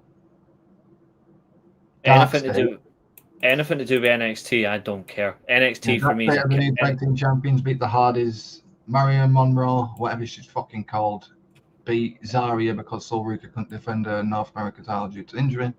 NXT is not serious. NXT is nothing to do with pro wrestling. It's a waste. NXT is the nicest way to put it. if I'm going to be truly honest, NXT is the syphilis of professional wrestling. You watch it, you catch it. That's why I don't watch it. Absolutely horrible. Drew should have won the WWE title. Why? Drew's just a serial loser now. There's nothing about him. And speaking about serial losers, AEW Dynamite Fright Night. God. Okay, some of this show, like I said, some of this show is good. Yeah. Some of it really It's don't fucking want. dreadful. Some of it I really don't. What is the HIV of professional wrestling? Maximum male models. No, NWA isn't the syphilis of wrestling. The NWA is the Get off my tuberculosis. TV. Turn it off. That's the tuberculosis of wrestling. NWA. NWA is the worst faction in wrestling now because they hired Vince Russo. Well, technically they didn't. It went to Let's get into the AEW review. Yep, an hour and 11 minutes in. We've done Raw. They've had their time. Now it's AEW Dynamite and Collision. So Collision. there's positives on both, negatives on them as well. So Why did John Moxley face Kyle O'Reilly again? because he cheated last week against him. He punched the referee. Oh yeah, which is stupid. I mean, because he's afraid of submissions ever since. Can the John equipment. Moxley just go on vacation, or can Claudio just turn on John Moxley? John Moxley lost to Darby Allin, right? He deserves a break. John Moxley deserves John a break Moxley more than should anybody. get turned on by Claudio and the rest of the Death Riders, and then a new leader should be coming in, and I think it should be someone. It should be Marina. It should have been Marina Shafir. But the leader, Yes. when Moxley gets freaking Yes. turned on. Yes. She's the only. She's the only logical choice. She's the only logical choice. If you actually think about it logically, Marina Shafir is the right hand to Moxley. Yeah. Everyone runs through it. It's Marina Shafir. Marina Shafir should organize the hit on Moxley and take over. And it would actually be perfect. And then she can just end it herself. But yeah, ever since the Scorpion Deathlock, Moxley's literally just been terrified of submissions. That's why he punched the ref last week. Which is, I mean, okay, at least it's continuity. But I don't know. But yeah, so Dynamite this week started with Darby Allin and Orange Cassidy versus Daniel Garcia and Wheeler Yuta in our Trick or Treat Tornado tag match. Really useless. Yep. I call him the Justin Bieber Pro Wrestling because he looks like Justin Bieber and not in a positive spin. It's that guy who has not cut his hair on. Wheeler Yuta looks like that guy who's not cut his hair because Manchester United's not won 5 in a row. The United Strand. Yeah. In circumstance, yes, it's still bad, but Darby Allin and Orange Cassidy won this match by submission. Again, why would you have 2 non-submission wrestlers actually beat 2 technical wrestlers by submission? I'm sorry, but that doesn't actually... That is quite embarrassing.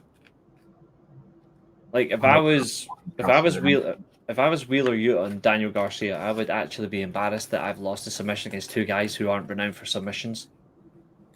And I'll be like at the back kicking the shit out of them both for losing to a non-submission guy. Exactly. But slapping the piss out of them both. Yep, there were tables, there was cold reds, there was diving DDTs, coffin drops, and a submission victory. But this is one of the examples of where AEW is both good and bad. The good side of this match is Darby Allin. The rest of it is bad. Because Orange Cassidy is boring, Daniel Garcia is bland, and Wheeler Yuta does nothing. Darby's just ridiculously freaking out of this world. He does some mental shit. And when he does wrestle, he's a brilliant wrestler. Obviously, he likes the whole Daredevil thing, but from a wrestling perspective, I'd say he's very underrated. Perhaps far too underrated. I think Can I he just say might. so? Can I just say something? Hmm. Wrestle Dream and Full Gear is just a copy and paste. Well, yeah, they're That's what actually pretty much it is. It's just a copy and paste. the fact that they're keeping some matches going, not all of them, but some of them is, I would say, is a positive, because that's something that they do a lot, where they have one championship match and then they move on to the next opponent. The fact they've kept some continuity is a good thing. Because I can't remember the last time AEW did that. When was the last time they had the same opponent go back to back in pay per view? Like, I can't remember. Like, it's nice. It's nice to see them actually trying. Like the Samoa Joe first one is a babyface. Now he's fully fledged heel. It's good to see them do that. The stuff with the Young Bucks and Jurassic Express is actually really good. I think that's actually I think that's some of their strongest work right now. I think that's actually really good. Yeah, with Young Bucks getting broke every week and they have to win matches to earn money. That's pretty funny. That, to be fair, I like it how they actually go into the casinos and then just start fucking losing all the money and stuff like that. I think that's what makes Full Gear interesting, because Full Gear is $1 million. And if they actually do win that against the likes of Kenny and Jurassic Express, it will be funny. The end goal of this Young Bucks story needs them winning the titles. I actually have a better idea. For me, what they should do, we know that they've said it at the end of their AEW run, they're going to go buy PWG. They're going to go buy PWG, and I actually like that they want to do that. They're sticking to their Californian roots. I like PWG. But what I would do, we know that they've lost their EVP status by kayfabe. What I would do is, you have them win all these matches for the money. You don't split the Young Bucks up, but one of them gets greedy and then the other buys back an EVP status and leaves the other one hanging. Yeah. I actually think that would be really interesting. I would have one of them just sell the other out and buy the status back as an EVP. And then the other just has to try and they keep losing out. So for me, like, it's quite obvious that Matthew Jackson is the one that keeps gambling. Therefore, he's the one who should be losing the money, whereas Nicholas Jackson, I'm sure it's Nicholas Jackson, yeah, he gets the EVP status back. And it makes the use of the money. Obviously, it's still kayfabe, but he can buy his status back. And it leads to another storyline of, well, you're not really a true EVP then, are you? If you're just buying the status, you're buying the power. Oh, Tony Khan just sold it to you for the highest price. So you can effectively use that as another means to downfall the Bucks. Because they've bought their way in. You just have them lose. I like the fact that they're turned into... this is the most creative they've been in a long time. And it is nice to see them being creative, because a lot of people criticize them for that, saying they're not creative enough. But they're willing to do this to themselves. They're willing to be TV mocked. They're willing to wrestle where it's money matches that now have relevance. I do agree with you before when something me and you've said a few times, where we don't need the money matches because they don't offer anything. At least now they're actually offering something. If it's anyone else, then it makes no difference. But if it's with the Young Bucks in matches, they're wrestling for money. I actually like that. That's a good storyline. It actually teaches people about something very important. It teaches them about the wrongs of gambling, wasting your money away. The Bucks are doing a great story with this. One of them should, because one thing about gambling is gambling breaks you down. You get desperate, you get greedy. Right there, one of them gets greedy, loses everything, and the other buys themselves back into power. It's the perfect foil. Next segment, please. I don't know if it would lead to the Bucks disbanding, Winning but the it would title, be... fine, but yeah. Yeah, I don't know if it would lead to them disbanding or anything, but it would be very interesting to see them go against each other just for the sake of greed. The next match, this is where the first shit of the day for AEW comes in, because Jesus Christ, this one was so badly wrong. Fatal 4-way for the tag team championship #1 contender spot at Full Gear. FTR versus Jet Speed versus Jurassic Express versus the Young Bucks. Wrong man on one side, wrong man on the other. The wrong team won. This should have been Jet Speed. Why are they giving the win to FTR? But the match was good. Like, the match was good. Maybe FTR are the ones to beat Bro Dido and then Edge and Christian come back and win the titles off them. FTR. But do people really want that? I don't know. I'm just thinking. Like, me personally, I want Jet Speed. I think Jet Speed are in the best position right now to go and do it. I think FTR don't need to do it. I don't even think FTR need to be in that position. Well, I think Tony Khan's doing this. I think FTR are beating Bro Dido, and then at World's End, it's Edge and Christian versus FTR, and Edge and Christian win the tag titles. That's what I'm not saying I want that. Maybe. I'm just saying what Tony Khan might be doing. Maybe. If Copeland and Cage do win the titles, though, it's a big gamble. Because yeah, I'd probably do what Tony Khan's actually doing. I'd have FTR beat Bro Dido, Edge and Christian beat at World's End, and then in the middle of the year, not obviously straight away, but have Jurassic Express beat Edge and Christian because there's a story there with Jungle Boy, Luchasaurus, and Christian. Maybe double or nothing. Maybe double or nothing. Double or nothing, yeah. Jurassic Express beat Edge and Christian for the titles there. So if you give them that circumstance, double or nothing, I think, is going to be in what, May? Mm-hmm. So if you give them the titles at World's End, that's a good 5-6 months title reign where they could still do well with the tag titles. Yeah. Look, I'm not against it if it is that, but I just don't know. I feel like the way they're going to go, I don't know if it's the right answer, but and when we get into the Okada thing, I need to do something. Oh, we'll get into that eventually. Don't worry. I've been needing to do something because it's going to be hilarious. Everyone's going to laugh in the comments. We'll get to it. Don't worry. We'll get to it. But I'm just not sure if it's the right way about it. What I will say though, this was the best part of this entire tag match, was the Young Bucks stealing FTR's entrance just to come out to do their own entrance. Oh, yeah. Not gonna lie, that was funny. But can FTR please get rid of that fat, small, baldy cunt, Stokely Hathaway, please? Just get rid of him. Absolutely. The only time that Stokely's actually been a good manager was with Timothy Thatcher in Evolve. A long ass time ago. So now we have the Don Callis family segment where this is just really just. Well, it's actually, I'll be specific. It's a family summit. So this was a family summit where 4 questions were presented. Oh, he's left. I think he's actually bolted. Yeah, I don't think he's happy for this one. Where did you go? Why would you leave? What have you done?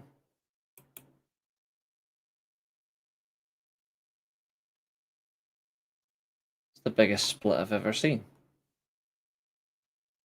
Oh, right, he's done I know what he's done. Sorry, press the wrong button. I knew that was coming. See, when you had me there, I was like, what's he got to do? And I completely forgot pushing the button. Sorry, Reece, press the wrong button. I mean, technically, it should have been me doing that if you think about it, because it was Okada done it to Kesha. That makes more sense.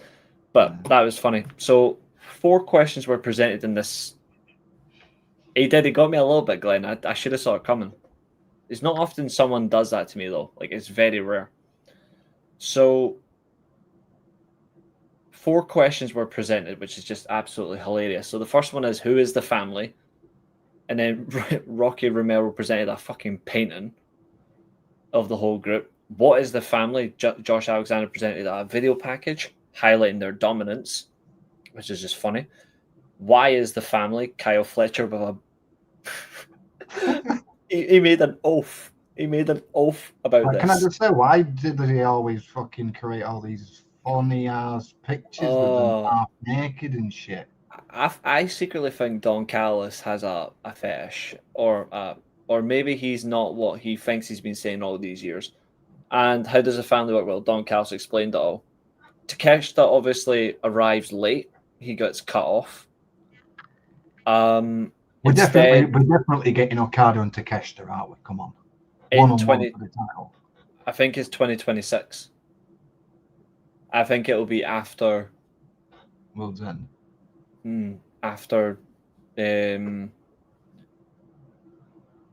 Wrestle Kingdom. I think it'll be in New Jersey. Just something about it. I think it's going to be in New Jersey. But we've got that. I don't like the fact that Okada and Takeshita are a team with each other still. I don't like can they coexist tag teams. I'm consistent on it. Can they coexist? Yeah, I just don't care. Hechicero got the loudest reaction of this entire segment. Again, Hechicero was brilliant. Did you see the Bryan Danielson's Halloween costume? Yep, loved it. I thought it was brilliant. Overall, I do like Hechicero. He got the loudest reaction in Glasgow as well when Dynamite was in Glasgow. I think he should be Bandido for the Ring of Honor title. He should have, but he didn't. One-arm Bandido beat him in 35 minutes. Yeah, but Bandido's my wrestler of the year, so... Same, but he still should have lost. But, hey-ho, that's where we're at. We're going to see what happens very soon. Of course, Takeshita's still IWGP World Champion. He was successful today as well, defending his title. We'll talk about that very soon at the end. Mm-hmm. Because I've got some pointers that I want to point out on that bloody show. Yeah. Tell me about it. It was good, but the announcement of the... I'm not saying it yet, but fucking annoys the shit out of me. Mm-hmm. It failed. Don't do it again. For context, folks, we will discuss it. Don't worry, because it's not just me and Temple that's got things to say on it. Josiah as well, when he shows up, trust me, he's not happy, and I don't blame him. He's in the mood. He's in a massive fucking mood. Don't blame him. Yeah, I'm not happy either. I hate what they're gonna do, and if anyone likes it, I'm gonna be really disappointed with you. I'm not kidding. If I see anyone praise what we talk about, I'm gonna be so disappointed in all of you. So just be prepared. We do up next have Kyle O'Reilly versus John Moxley, which Moxley and Kyle O'Reilly goes to a double count out. What? It went to a double count out. I didn't watch. I watched highlights of AEW. I watched highlights of WWE. You know what, I don't watch American wrestling anymore. This match went to a double count out. So last week Moxley punched Kyle O'Reilly, got a DQ, and then this week he punched the ref. He punched the ref. He punched the ref. Yeah, so he punched the ref, and then he double count out. So they're going to do a third match. Well, technically, their third match is going to be in Blood and Guts because they're on opposite teams. Oh yeah. And Mercedes Moné is part of Blood and Guts as well. Two Blood and Guts matches for? They're giving one to the women. Like women have. They said they've earned it. WWE, you don't need two War Games matches. They said they've earned it, so they're just rewarding the women. That's all they're doing. They're just rewarding them. But yeah, rewarding them with the titles as well. Yep. I like the story Kyle and Moxley are telling. I mean, there's not a lot to. There's not much you can actually get from it. Though that's the problem. Like Kyle O'Reilly is still not going to go beyond in terms of division, so I don't know what will happen. But yeah. Up next is the Women's World Tag Team Tournament match between Jamie Hayter and Queen Aminata versus Sisters of Sin, Sky Blue and Julia Hart. Before that, Mercedes Moné attacked Chris Statlander backstage. They brawled all the way to the ring, where, of course, Athena came out and assisted. Has she won a title again yet? She has her title match on Collision, which we'll come to. Yes. Athena comes out to assist Mercedes Moné in the ring, and then Willow Nightingale and Harley Cameron destroy those two. Starting the match, of course, Tekla comes out, assists the Sisters of Sin. Love a tackle, me. Love Yep. it. They get a double downward spiral for the win. Good. The right team won here. Yeah. Yes, that's correct. Julia Hart and Sky Blue did advance to the semi-finals. Don't know why Jamie Hayter's in with Queen Aminata because I don't care about Jamie Hayter or Queen Aminata right now. I don't care. They both are in the same. Both of them are in the wrong team for starters. Jamie Hayter should be teaming with Alex Windsor as double lariat, and then Queen Aminata should be teaming with, I don't know, fucking. To be fair, Windsor's team is actually fine with me. Her and Rio actually makes sense, considering that they are also friends as well. But I would have had Jamie Hayter and Alex Windsor as a team. That's pretty dope, in my opinion. But whatever. And then you got Queen Aminata and what's she called, Trish Adora. You could team them two together. Fernando, if you're generally going to say Hayter and Queen Aminata should have won, I swear I'm going to disagree. Why would you have Hayter and Queen Aminata win? You want genuine tag teams to go at the final, not makeshift teams. It's just that's just turning into WWE at that point. Exactly. Backstage as well, Penelope Ford standing with Tony Schiavone.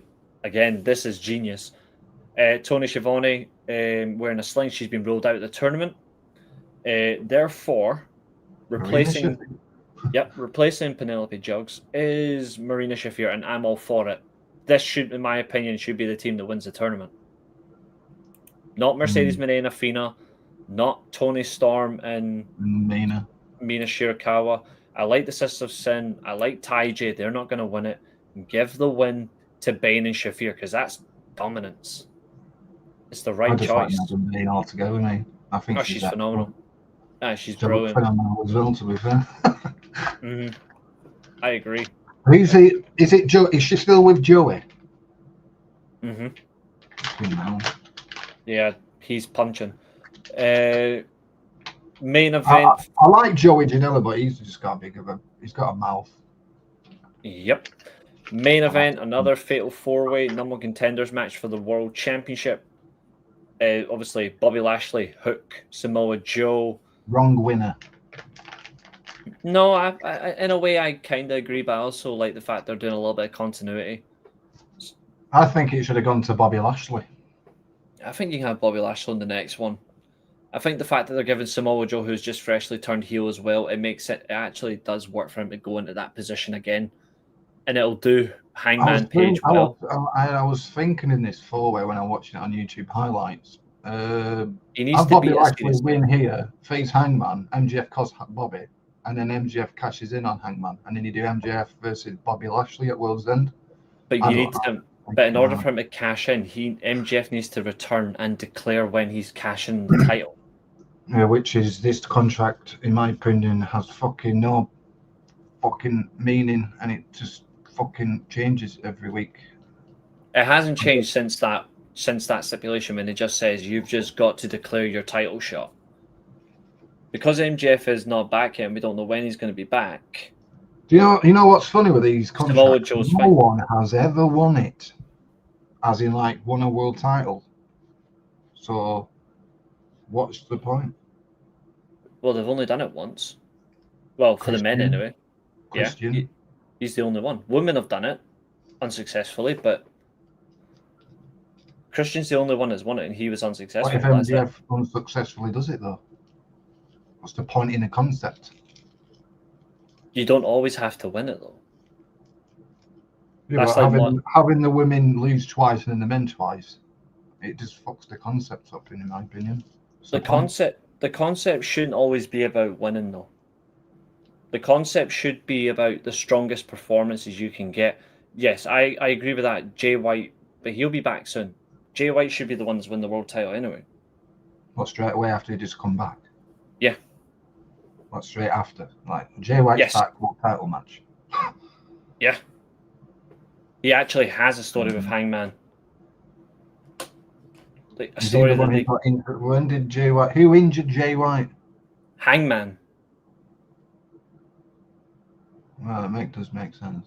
the storyline where Jay White said he's got 3 people to avenge before he gets his championship back. Well, Hangman as well. He said they've got the same 3 people, and both of them are on each other's list. And Hangman got rid of Jay White. I mean, obviously storyline, he wrote him off, but he was already injured before then. But they do have a storyline together. Jay White should just come in and just win the world title. Why don't you just win matches before he wins the world title, though? I would just have him walk in and just demand a title shot. Hangman being stupid does it. He wins the title.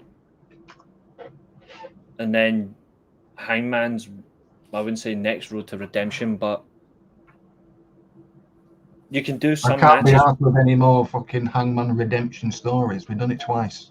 But for me, I would have Jay White walks in and says, I'm here for the world title, and he challenges Hangman. Whether he does it straight away or they do at the following pay-per-view, like say Jay White wins it at Revolution, which will be the start of 2026. If that's the case, just do it. And then when Hangman loses the title, why don't they do Swerve teaming up with Hangman against Wardlow and someone else? Because one Wardlow screwing Swerve, that's how he got injured. Swerve, well, kayfabe. That and Okada, yeah. Yeah, you could do that. But yeah, I like the dynamic of Swerve and Hangman teaming up. My enemy is my friend type of thing. When Jay White gets back, should Austin stay in the Bang Bang Gang? Absolutely. Yeah. Ace Austin. Chris Bay at the Chris Bay will go. Well. Chris Bay will go to AEW. Ace Austin and Chris Bay in the tag division. Yeah, there's no better tag team in AEW if Chris Bay joins AEW.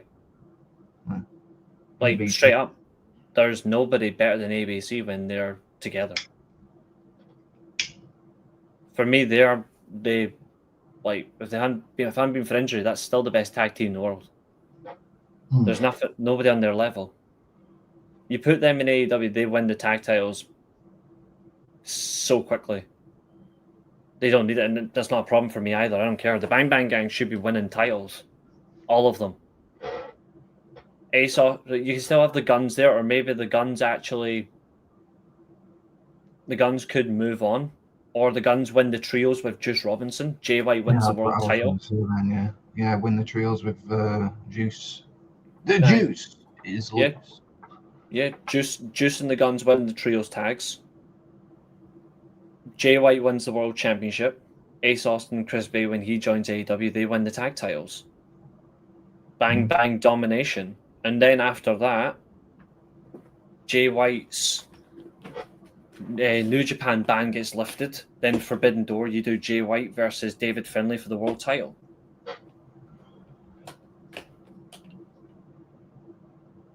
Because that lets him get some vengeance on David Finlay. Beat him, obviously, but like, you get some vengeance for Jay White, who deserves it. Yeah, but that's in kayfabe. In real life, they're like... Yeah, they're great friends. Yeah, they're tight. Jay White and David Finlay are like... right, this is... The entire Bullet Club leader from the first ever got turned on by the person who's going to be in charge next. So Finn Balor got booted out by the Young Bucks. AJ Styles joined. AJ Styles got booted out. Kenny Omega was the leader. And after that, Jay White. And after that, David Finlay. So in the Bullet Club era in history, to be fair, the following leader turned on the leader who it was now. To be fair, Finn Balor never really got turned on. If you look at it, Prince Devitt never really got turned on. Didn't he get turned on by the Young Bucks? But there was no leader. But I mean, it's like he never got turned on by a leader. Like Styles just walked in, hit the Styles Clash on Okada, who had just defended his title, and that was it. Like Styles just walked in, hit the Styles Clash, held the world title, and then he won it on his debut match. That was it. He took over like that. But Omega proper turned on him, screwed him over, and then Jay White obviously done the same to Omega and all that, and it was clever. Like, it was brilliant. Jay White should join the Don Callis family. Please, no. No more members, please. It's getting into the NWO type of stick now. The Don Callis family needs to scrap half those members. Jay White will come back as a heel. The Bullet Club, Bang Bang Gang will be a heel tag team. Well, heel faction next year. I think they should be in between. I like what they do when they do either or. But Jay White is, in terms of main event talents, Jay White is legitimately the best they have. And that includes me saying that as my favourites like Okada and Omega. Jay White is by far the best they have. He should have been the world champion by now. And he better be the world champion in 2026. Otherwise, Tony Khan, you failed. I will call him out on that. I will not. Yeah, so the world title picture for AEW in 2026 looks pretty juicy, to be fair. Jay White, Hangman, Swerve, Will Ospreay. Joe probably, MJF. Will Darby. Ospreay when he returns as well. Darby, Darby, yeah. Will Ospreay. Pretty decent main event. Is Josh Alexander getting wasted in the Don Callis family? Kind of. Yes and no. Like, little things definitely are there, but the problem is like how you value their pecking order of the family. That's the problem. Like, who goes where? One of my friends in real life pitched Josh Alexander and Mark Davis as a team. Yeah, to be honest, for me, Josh Alexander, in my opinion, should have came in and just won the. I know, obviously, he came in, they lost to Hangman. It was a very good match, but for me, like, he should have came in as a mystery opponent for a TNT title match or the international title. He should have came in as a mystery opponent and won it because he's brilliant at carrying a championship. Like, he's brilliant at that. But isn't he the current, what do you call it? What's that other promotion? Maple Leaf Wrestling. Yes, he's the champion. Yeah, he had a match recently with Ace Austin for the title as well, which is really good. The one thing I'm going to praise about this entire Dynamite that's actually phenomenal was the use of two people, Tony Schiavone and Hangman Page. That was fucking hilarious. That was the best TV spot of 2025. Nothing in pro wrestling this year will top that in terms of a spot on television. The whole Phantom of the Opera, wearing the mask, Tony Schiavone legitimately at ringside, and then all of a sudden you switch, Hangman is dressed up like Schiavone and just beats the piss out of the Ops. That was brilliant.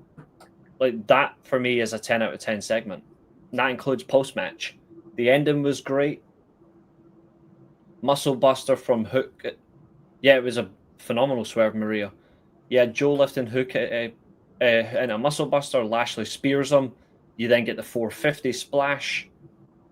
And then obviously Joe wins by submission. It was really well done. And then obviously Joe celebrates with the Ops. And then Hangman appears dressed like Schiavone. I really loved that. Again, there's some good things from this show. The negatives are how you're using certain results.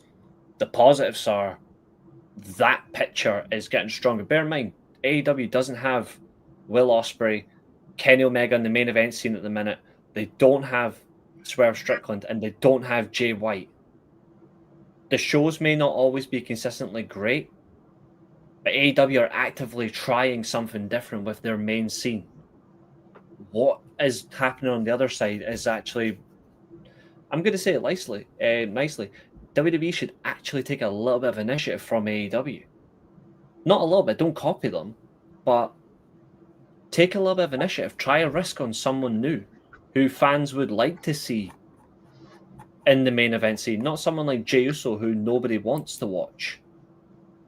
Speaking of Jey Uso, Saturday night's main event, he had the worst GTS, and CM Punk hit the worst spear I've ever seen. Both men were gassed after 5 minutes. Which, again, I don't know how you can say anything. Absolutely, Diego, absolutely. Saturday night's mid-event. It certainly was. It certainly was. Collision last night. Obviously, the main event was Bandido versus Mascara Dorado for the Ring of Honor World title. It went 25 minutes. You had that one yet. Was it a good match? Yeah, it was really good. The women's CMLL World Women's Championship, Mercedes Moné defeated Olympia. Fair enough. I don't know why Mercedes actually defended that. Okada and Takeshita versus Bowens and Caster. Then you had Mark Briscoe, Roderick Strong, and Commander versus LFI. You had a casting call from MXM. Disgusting. Then you had Megan Bayne and Marina Shafir in action. John Moxley was on commentary for Bayne and Shafir's match, and Chris Statlander was on commentary for Olympia versus Monet. But yeah, so this match ended with Takeshita hitting Raging Fire. No surprise. Can you see Okada winning the New Japan World Championship? I don't think Okada will win the IWGP World title again. No. Not unless he physically goes back to New Japan. I don't think you'll see him winning it, but the coexist storyline continues. Again, I thought they would have maybe turned last night. Like Okada just turns on him since it's a taped show, because it was taped for Takeshita, obviously, and going over to Japan. The fact that it was against the Acclaim just doesn't make it entertaining. The Babes of Wrath, Willow Nightingale and Harley Cameron. If you get a chance, you need to watch this segment. It's actually really funny. They've got some. I think they actually work together really well. I think they've got a good connection, like physically and emotionally. I think you can see those two just.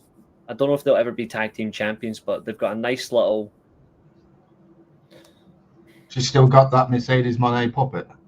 Yeah. Okay, no. It's too funny. Mercedes Moné actually defeated Olympia by submission. What a surprise. Yep. The match was great though. Olympia gave a very good showing, but this should have been a situation where they actually should have had her lose to Olympia. Because if potentially she's going to win the tag titles, which I think a lot of people are predicting, Mercedes Moné is going to win the tag titles. It makes sense for her to drop one, but they didn't. Renee Packet of Crisps was backstage with the Young Bucks. They're interrupted by Don Callis, who tells them he's negotiated a $1 million match for Full Gear. They team up with Josh Alexander versus Jurassic Express and Kenny Omega. Don't get me wrong, Mercedes Moné is really good in the ring, but I just don't give a shit about a belt collecting gimmick anymore. Yeah, it's understandable. It's all for the Benjamins for the trios tag at Full Gear. I think Kenny Omega will probably get the pinfall there. John Moxley is on commentary for Marina Shafir and Megan Bayne versus Nixon Newell and Miranda Alice. Let's calm down with that. Yeah, Maria, let's just calm down with that. But Mercedes doesn't need more fucking championships. Honestly, if anyone... I wouldn't surprise Tony Khan doing that, though. But no. It wouldn't surprise me if they do win it, though. It wouldn't surprise me if Mercedes does win it. This was a rush. The women's teams for Blood and Guts, it's a Triangle of Madness, Megan Bayne, Marina Shafir, and Mercedes Moné. So it's all three members. A strong team. So is Tekla in this? Yeah, it's 6-on-6. So it's Tekla, Julia Hart, Sky Blue, Megan Bayne, Marina Shafir, and Mercedes Moné versus Jamie Hayter, Queen Amina, Willow Nightingale, Harley Cameron, Tony Storm, and Chris Statlander. That's a pretty good war game. Well, I was going to call it war games then, but it's the same fucking thing, and it Blood and Guts match. 6-on-6. And then have the Death Riders against Conglomeration, Darby Allin, and whatever you want to call it, and Orange Cassidy. Yeah. Drugs is what I call it. I like the teams. I think, considering the fact she's on this team, I'm expecting Mercedes Moné's team to win. But against who though? I actually think you might see Tony Storm take the submission. I think Tony Storm. I don't know about it. Why didn't you have the heels win? That's what I'm saying. I think the heels will win. Somebody pins Tony Storm. I think she'll submit. What's a Marina Shafir? Megan Bayne? Who? I think Mercedes. I think Mercedes will get a submission win. Athena's going to swerve Mercedes. I've said that in the tag team tournament. Yeah, have Athena turn on Mercedes and have him lose in the first round. Yeah, thanks. Nice there, Maria. Great booking. I want that too. Maybe. I still think they're getting to the final.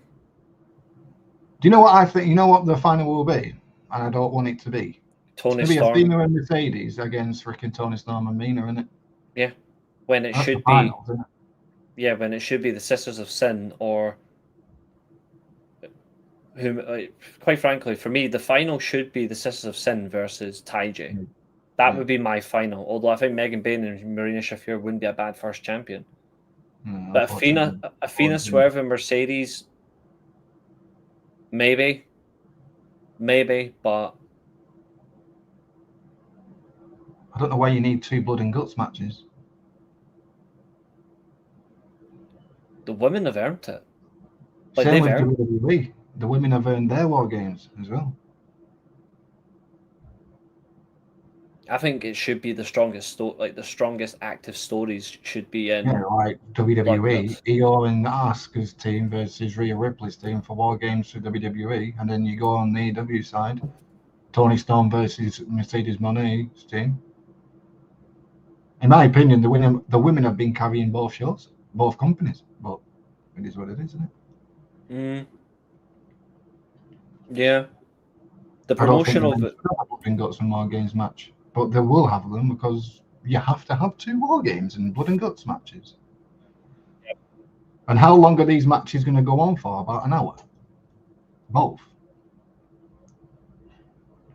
Do you think, is it just 2 matches and no matches for Blood? Is it just the Blood and Guts matches on the Blood and Guts card? No, I think it'll be. Well, I've not seen the rest of the card yet, but I think it'll be both. Blood and Guts isn't front. Yeah, but these Blood and Guts matches do last fucking ages, don't they? I think it'll be 2. I think it'll be 2 matches plus maybe 1 or 2 more. Like it'll be a TV special. Blood and Guts is a TV special, so it'll be about probably 3 hours. 2.5 to 3 hour show. I think both of them will go about 40 plus minutes. I think you'll look at. I think the men's one will go about 50 minutes, and the women will probably go about 46 minutes. Which is probably get a TNT title defense for Kyle Fletcher. So I don't know. Probably. It's been a while since we've had that. I wouldn't mind that at all. So we shall see. Following the promotional video for Women's Blood and Guts, we had Mark Briscoe, Strong and Commander versus LFI. Jay Briscoe's good brother Mark won the match with his finisher, the J Driller. He hit it on Drillistico to seal the victory. I don't know what this was meant to be. Mark Briscoe should be winning the TNT title from Fletcher. He should be still involved in that situation. The Maximum Morons TV casting call was answered by the Bang Bang Gang. This was Ace Austin and Juice Robinson, and Ace hit Mansoor with the fall to win the match. I hate this tag team. They're a fucking disease. The MXM male maximum male morons. Yeah, I hate them. Yeah, I hate them. They were born in WWE. They're born in Ring of Honor. Don't really care. I absolutely. Is it Monsoir and freaking what you call it? Mansoor and Mace. Oh, come on, Milan. Come on. 1-0 against Roma. Nice. Currently in third behind Inter, but that's because of goal difference. But Roma have now dropped to third. Main event, of course, world title for the Ring of Honor World Championship. This match was fucking brilliant. I do think Bandido's got a slight injury, but nothing too serious. But it was excellent. Hope not. Yeah, fucking excellent. I like Masquerade Dorado as well. I think he's fucking phenomenal. In my opinion, really that guy's going to be a star when he grows up. He's only fucking young, 21 or something, is he? A bit young, I don't know. Yes. There's also here potentially reported by WrestleZone that Will Ospreay could return in January. That's nice. From injury, which ties in really well. And can he stop saying 12 every 5 minutes? Because we can get an iron. Swerve as well, obviously a massive one. I'm just gonna. Swerve and Ospreay should be teaming up, or Hangman and him teaming up, or something. I don't know. he'll get back into single. I'm just going to see if I can get hold of Josiah, see how he's getting on. Right, let me just go for one of those toilets. I need a pace. Mm-hmm. Back in 2 minutes, guys.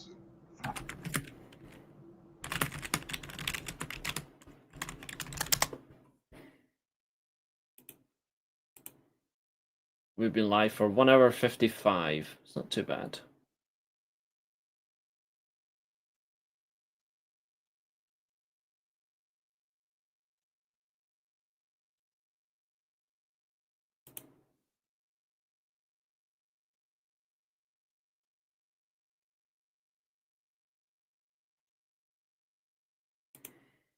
See if Josiah's available tonight so he can get us to jump in. Hopefully soon, because we don't know where he's at.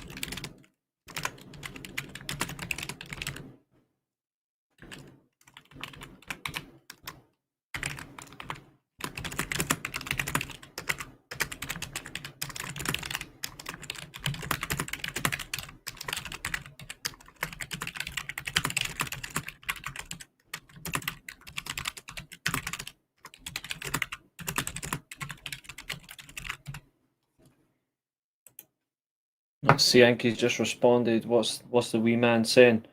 He's eating his dinner. Get on here, you son bitch.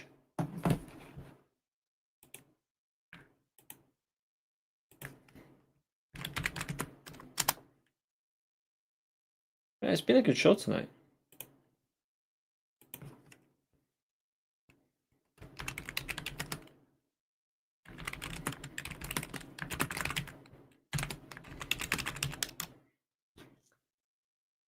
Yep, Deonna Purrazzo should have been in this tournament. It's pathetic.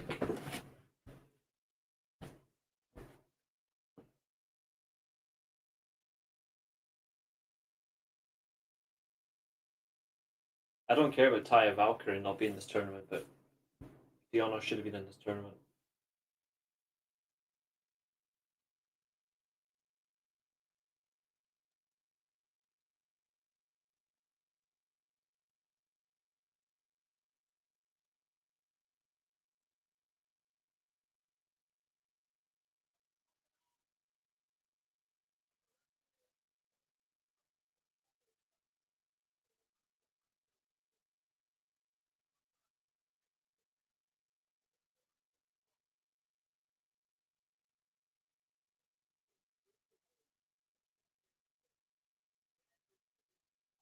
A Fafana, you clown.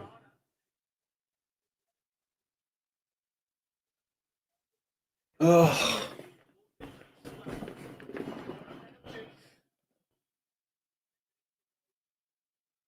Yota Tsuji.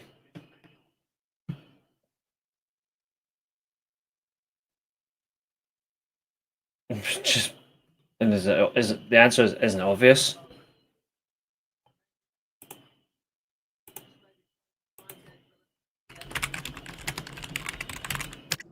I have returned. I'm just watching this penalty. So, a question in the comments: among the current Musketeers of New Japan, who is your favourite and why? It's Tsuji, and it's just isn't obvious. Yeah, Yota Tsuji. Yeah. What? How many Musketeers do you think there are, though? That's the question. 3. Free. It's always free. So it's Yota Tsuji, Ren Narita, and Shota Unamo. Yep. Although it won't be long before one of them rightfully is replaced. Oh yes! Mainan saves Dybala's penalty. Get it up here. I think Yuya Uemura should be one of the Musketeers. I think Reihoiwe Oiwa will be one of them. I think there should be more than 3. Nah, it's 3 representatives of the 3 they've trained. It'll never be more than that. It's always 3. So me, you, and Josiah are not 3 Musketeers, are we? There is a tag team championship in New Japan. Yeah, there is. It's bloody 2 and a 6-man. There's a Actually, heavyweight. there's actually the IWGP heavyweight. There's a heavyweight junior, and junior, and the strong. And never open weight strong tag team championships, and the 6-man. New Japan's got like 6 different tag teams championships. If you think about it. Right, let me just go on Wikipedia and I'll tell you. There we go. We'll tell you. I've literally just confirmed it. Haven't they got a new tag title as well? I'll tell you which tag titles they do have though. It's just the heavyweight tag team titles, the junior tag team, the never openweight 6-man, the never openweight tag team, the junior 6-man. It's all of that. Like but New Japan does have tag team championships. Yeah, they do have tag teams. Yeah, they have. Ren Narita's not under. Whoa. How is Ren Narita underrated? Based on what? Right, so the tags that they have, the IWGP heavyweight titles, which are currently held by the Knockout Brothers, Oscar and Yuta Ice. Correct. Yes, I say his name like that. House of Torture are the junior heavyweights, Sho and Doki. Strong openweight tags, TJP and Templario of United Empire. Those titles have not been defended because they're not been going over to the States but they are going over the States in the new year. Correct. The Never Sixes, Master Wato, Toriano, and Yo. And then they do have a New Japan Tamachi tag title. Which are pointless. Which are held by Magic Mark and Pretty Richie, who defeated Yuta Ice and Oscar in New Zealand. It's the New Zealand's titles. It's a Bad Luck Fale's promotion. But they are classed as New Japan tag titles. They generally are pointless. But make a tier list or ranking as to who are the best Musketeers / young guys. Ren Narita's underrated. Ren Narita's one of the worst. He used to be worth something. Now he's just ugh. When it comes to tier listing, Musketeers, Yota Tsuji first. There's only... I mean, it's quite obvious who... If you look at the entire Three Musketeers, it's quite obvious who the top 3 are of all time. Top 3 is easy. Shinsuke Nakamura, Hiroshi Tanahashi, Shibata. And Shibata. That's the top 3. It just depends on who you class as the 3 Musketeers. I don't class Shota, Unamo, and Ren as the 3 Musketeers because they're fucking trash. But they are, though. I know you don't class them as, but they are. It's Tsuji. I would go with Yota Tsuji, Yuya, and Owa. Mine. I get that, but they're not. They're my Musketeers. But they're not officially the Reiwa Musketeers, though.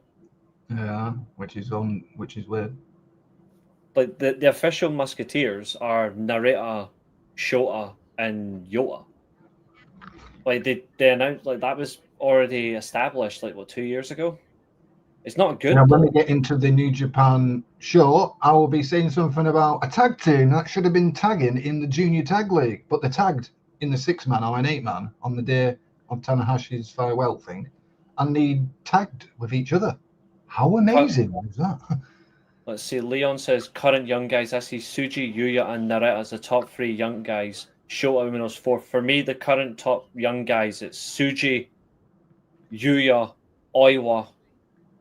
Nice. No, because he's not part of it. You're actually talking about the whole concept. He's not part of it. For me, it's Tsuji, Yuya, Oiwa. Then I would say Narita, then Umino. Shota Umino is lucky he's in this list. Like, Gabe Kidd's a much better option, but he's a gaijin. Could see you could actually put Oscar, what's he called, Bolton Orleg in there. He's just a gaijin. One of the best gaijins by sure. But Shota Umino is lucky that someone took pity on him as a contract. New Japan Mate Rushmore. Okada Nakamura. Great Muta. I refuse to answer. And Justin Lang. Oh, there you go. I refuse to give a New Japan Mount Rushmore because, quite frankly, you look at a New Japan Mount Rushmore and there's nothing in America that comes close to New Japan anyway when it comes to Mount Rushmore. And plus, it's you hard could to put choose. anyone on a Mate Rushmore. It's hard to choose a New Japan one. What's your liking, isn't it? It's hard to choose a New Japan Mount Rushmore. It is hard, yeah. Like, there's a few names I would easily put in, but to choose a Mount Rushmore is hard. Like Mizawa could be on that Mount Rushmore. Kenta Kobayashi on that Mount Rushmore. What's Umino missing? I feel like he has all the tools to be a top guy. 2 years ago, looked like a star. Charisma, a character, and a strong case of balls. He hasn't got any. In my opinion, when Shota Umino lost that hair match and shaved his head, that's where he should have been a big star, but he was a lazy bastard and didn't do anything. Which is what me and Josiah have been saying on the show for a long time. He is an absolute pussy.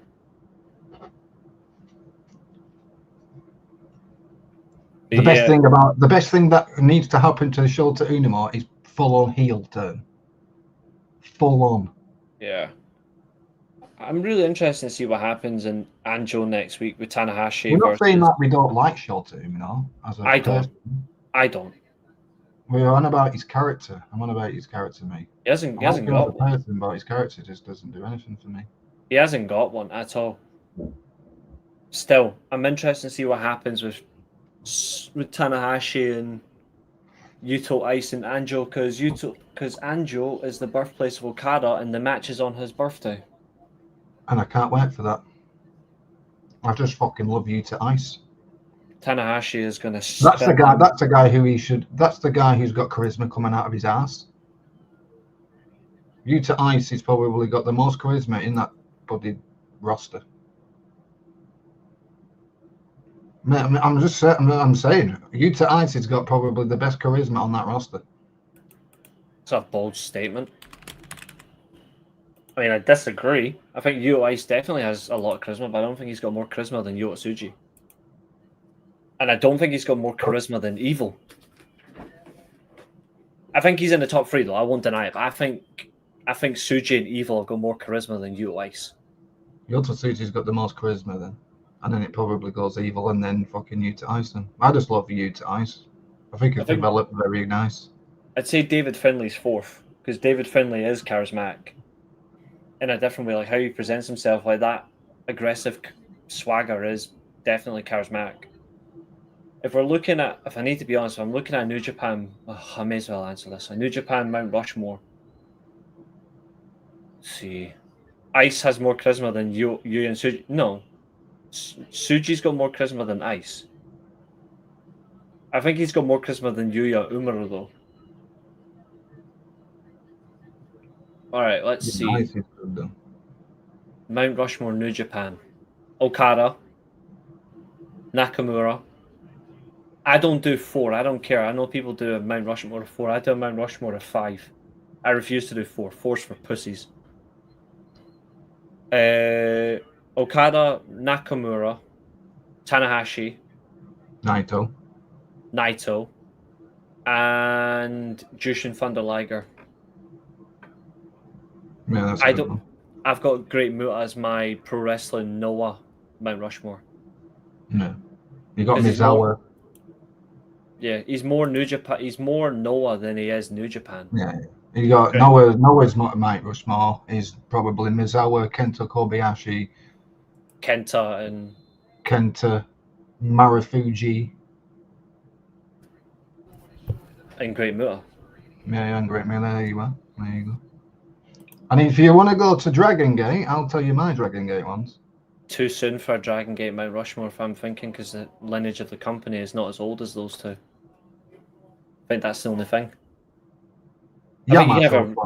You could put Yamato, Nurukidoi, Masato, Yoshino. That's an interesting statement. Kushida is the second all-time GOAT for juniors, according to Leon. In his opinion, he has Kushida second. Well, for me, 100% all-time, the greatest junior is Jushin. Jushin Thunder Liger, yeah. Mm-hmm. And then probably Hirumi and then Kushida I'd put. I think Kanemaru could honestly be second. He's probably Noah's best junior. Yeah. I agree with that. So if I was going to do my own, because no one really watches Dragon Gate, only me.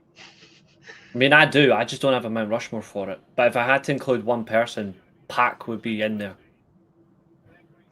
Without a shadow of a doubt, Pac is in every Dragon Gate Mount Rushmore. You could say. No, you can't. He is. You could say Ricochet is as well. Yeah. Apollo Crews, Akira Tozawa.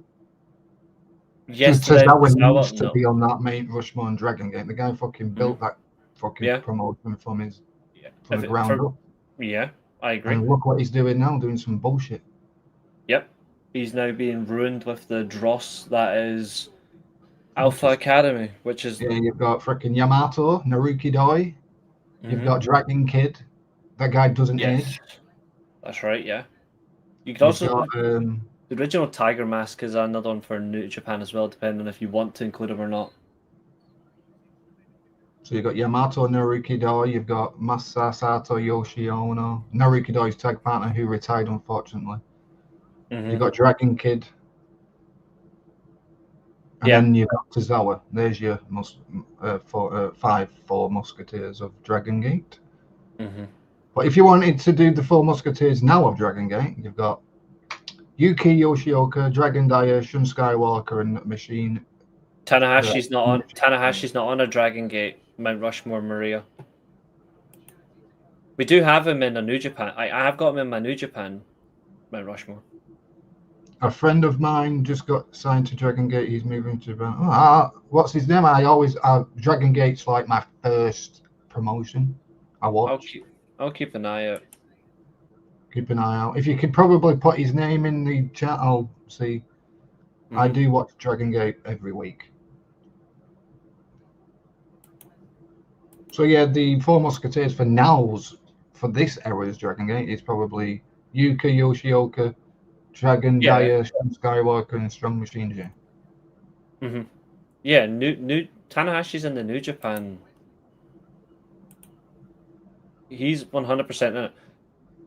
Thiago Liga is my favorite wrestler.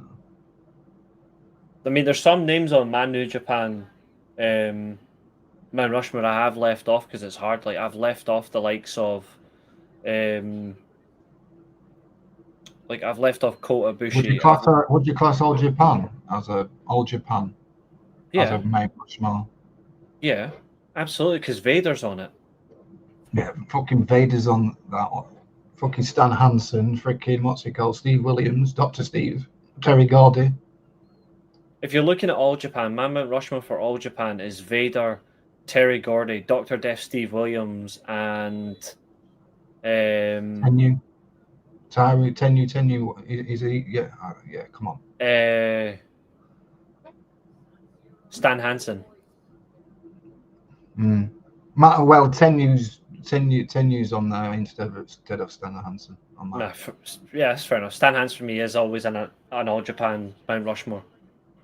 That guy could work back in the day. My God, he was phenomenal.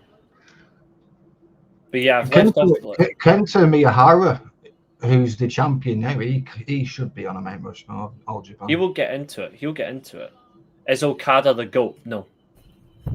And Okada's literally my favorite wrestler, but he's not the GOAT.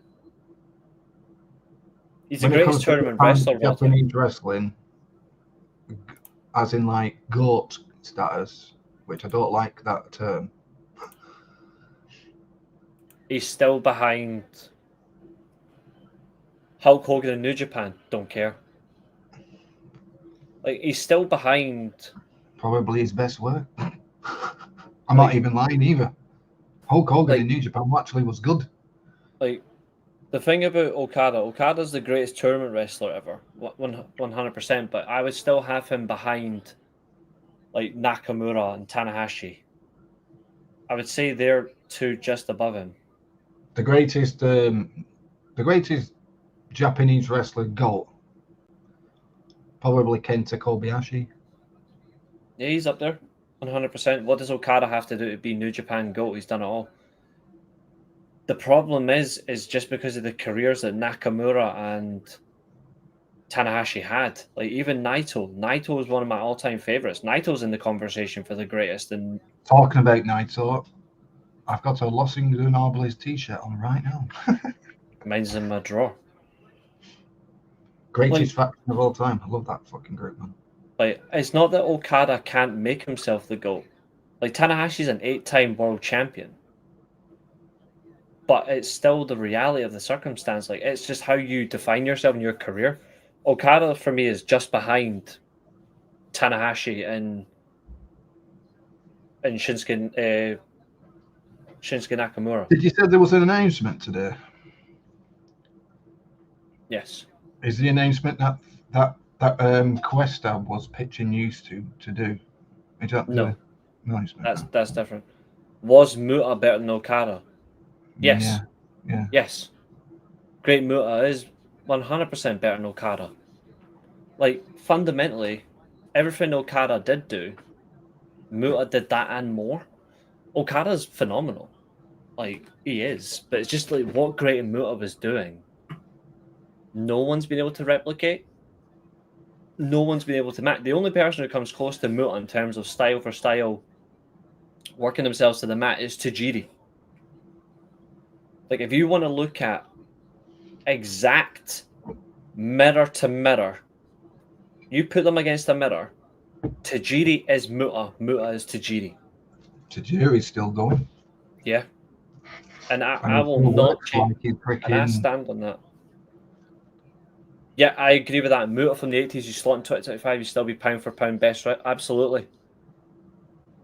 Absolutely. I completely agree with that. Leon, thank you. Great comments from yourself tonight. You've been absolutely brilliant since you've joined in. Where do you rank Ultimo Dragon?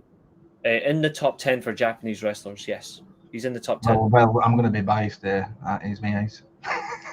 Obviously. He's not... Wait, I like Ultimo Dragon, but he's not even the greatest mass wrestler. For me, he's not. Is the Ace of Dragon guy? Obviously, he fucking made the thing. Mm-hmm. He's truly incredible. For me, the greatest What about mass wrestler Hayabusa? ever is... What about is Hayabusa?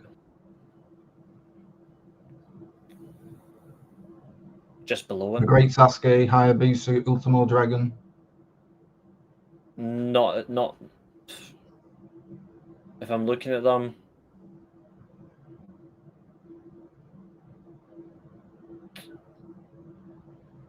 Well, number one for me, mass wrestlers, is Jushin Thunder Liger. Number two, Rey Mysterio. Yeah, you can. Yeah. Number three, I would then say, is Ultimo Dragon. I love Ultimo Dragon. Yeah. Fourth, I would say, is Great Suzuki. And then number five, I'd say, is Hayabusa. Do you know there's an actual Hayabusa wrestling now? Yes. Number six is the original Tiger Mask.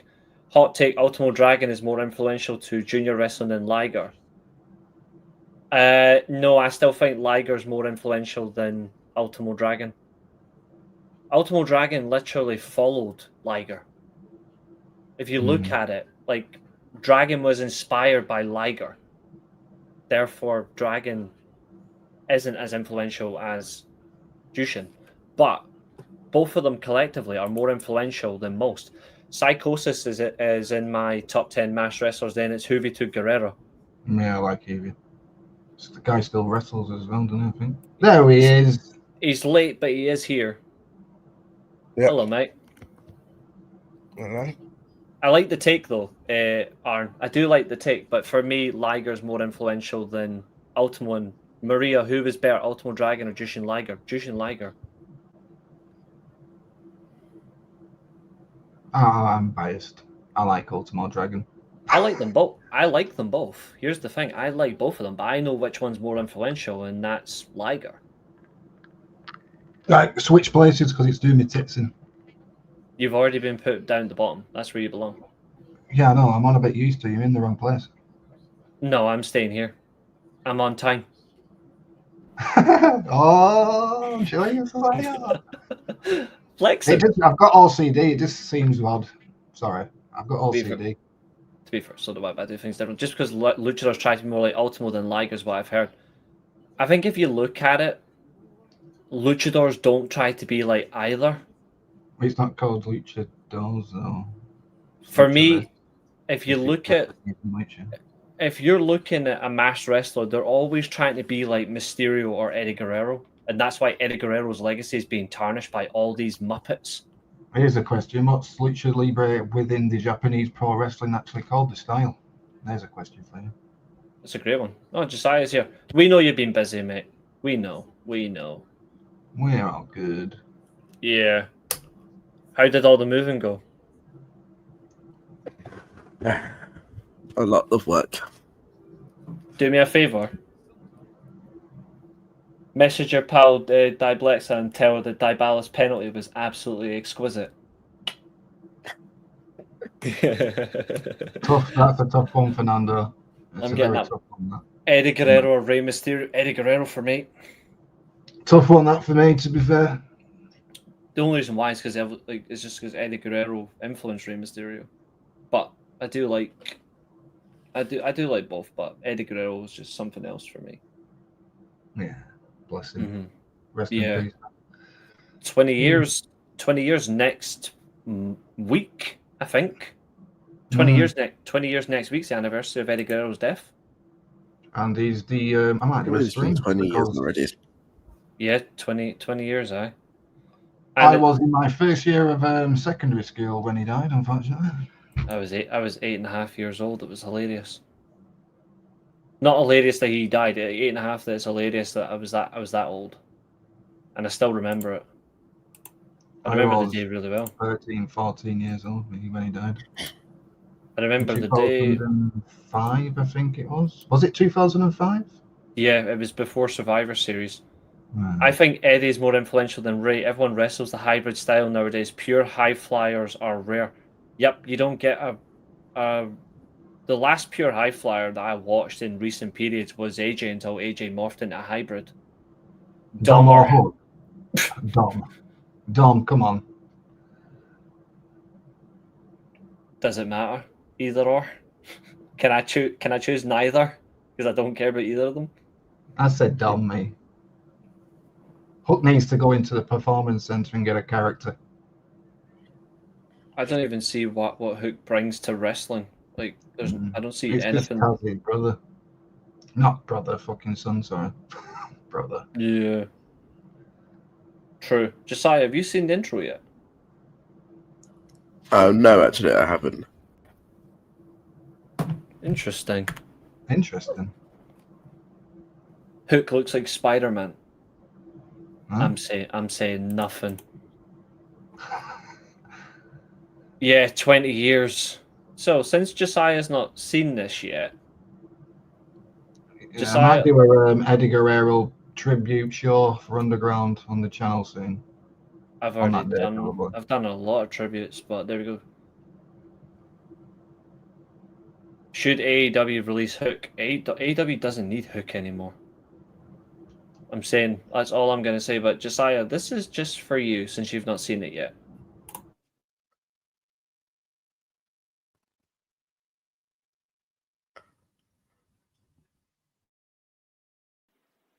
Hello there. This is Reece Russell. You're watching the Just Free Guys podcast live on the weekly Steelchair.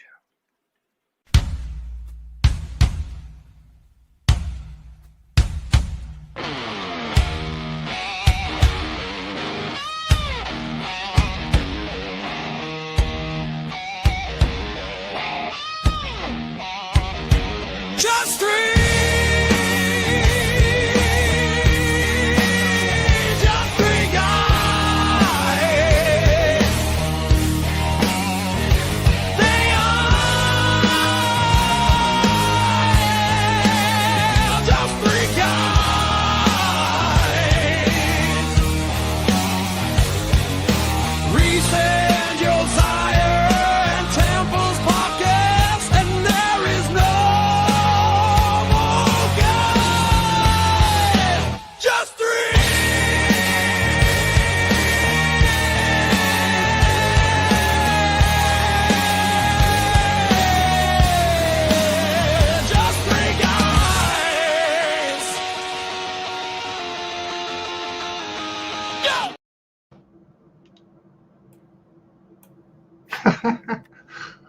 There we go. What do you think, mate? What do you think? Well, it's exactly what I heard last week when Temple wasn't here. Mm-hmm. But the actual intro, I'm going to add to it as well, obviously. I'll add shit to it. But And you what? You can get a copyright with the music. You know why? because it's free. Because I made the music. Because you made it. Yeah, I made it. Off Suno. It's a AI generated music, so you can actually go on the app, make your own songs, put lyrics in, press the genre of music you like, and just create a song. Anything Sweet. genre. And it's on I was background going to now make for a us. reggae one, but I thought, nah. I Reggae was on going to this make a channel. reggae version of Just Three Guys. You would be banned from the channel if I heard a reggae version. Shall I do one for a I laugh? hate reggae music. Yeah, it's Josiah and Reece. Shaky. See, I hate that shit. I hate it. Obviously, we've went through several promotions. I'm just going to tell you straight this week, folks. TNA and Ring of Honor were absolutely fucking trash. I don't recommend watching either of them. Don't watch TNA for the rest of November. Honestly, don't. You're actually not missing anything. So we're going to move on and we're going to talk about New Japan instead. Josiah's going to be in a mood. I can see it in his... Well, I can't see his eyes, but I can feel it. Yeah, so we've got 3 matches to discuss on this one.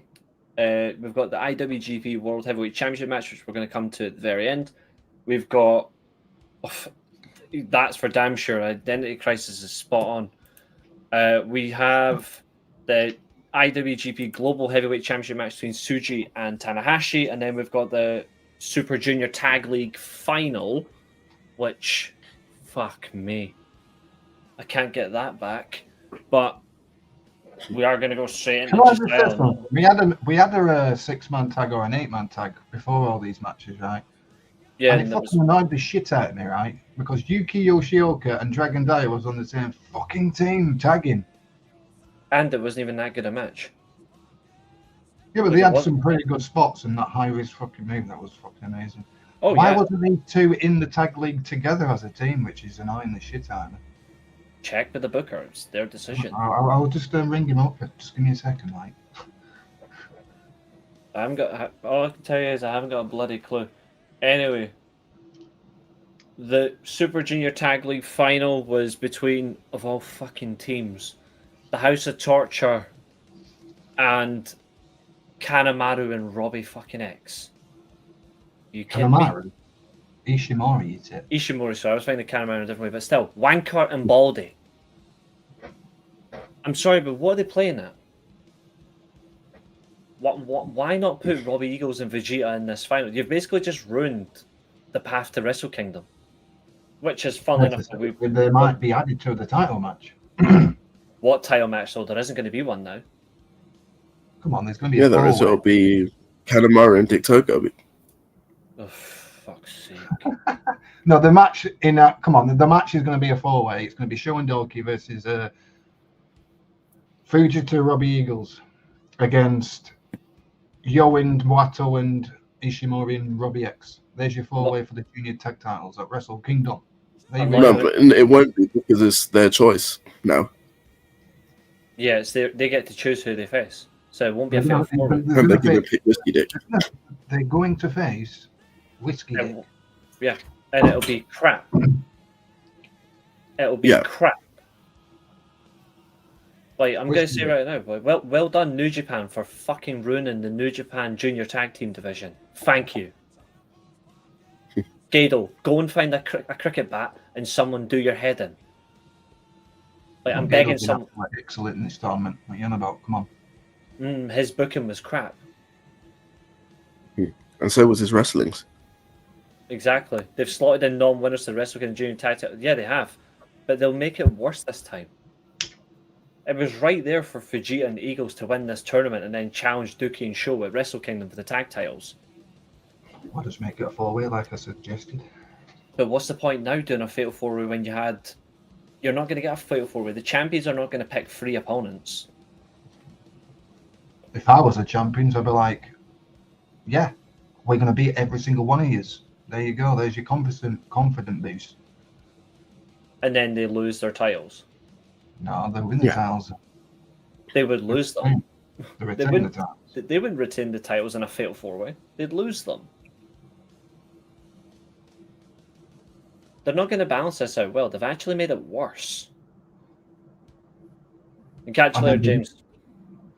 Yeah. Take care, James. Thanks for coming in. I'm not even I'm not kidding. Like that having Duke and Show win the tag league has actually ruined Wrestle Kingdom.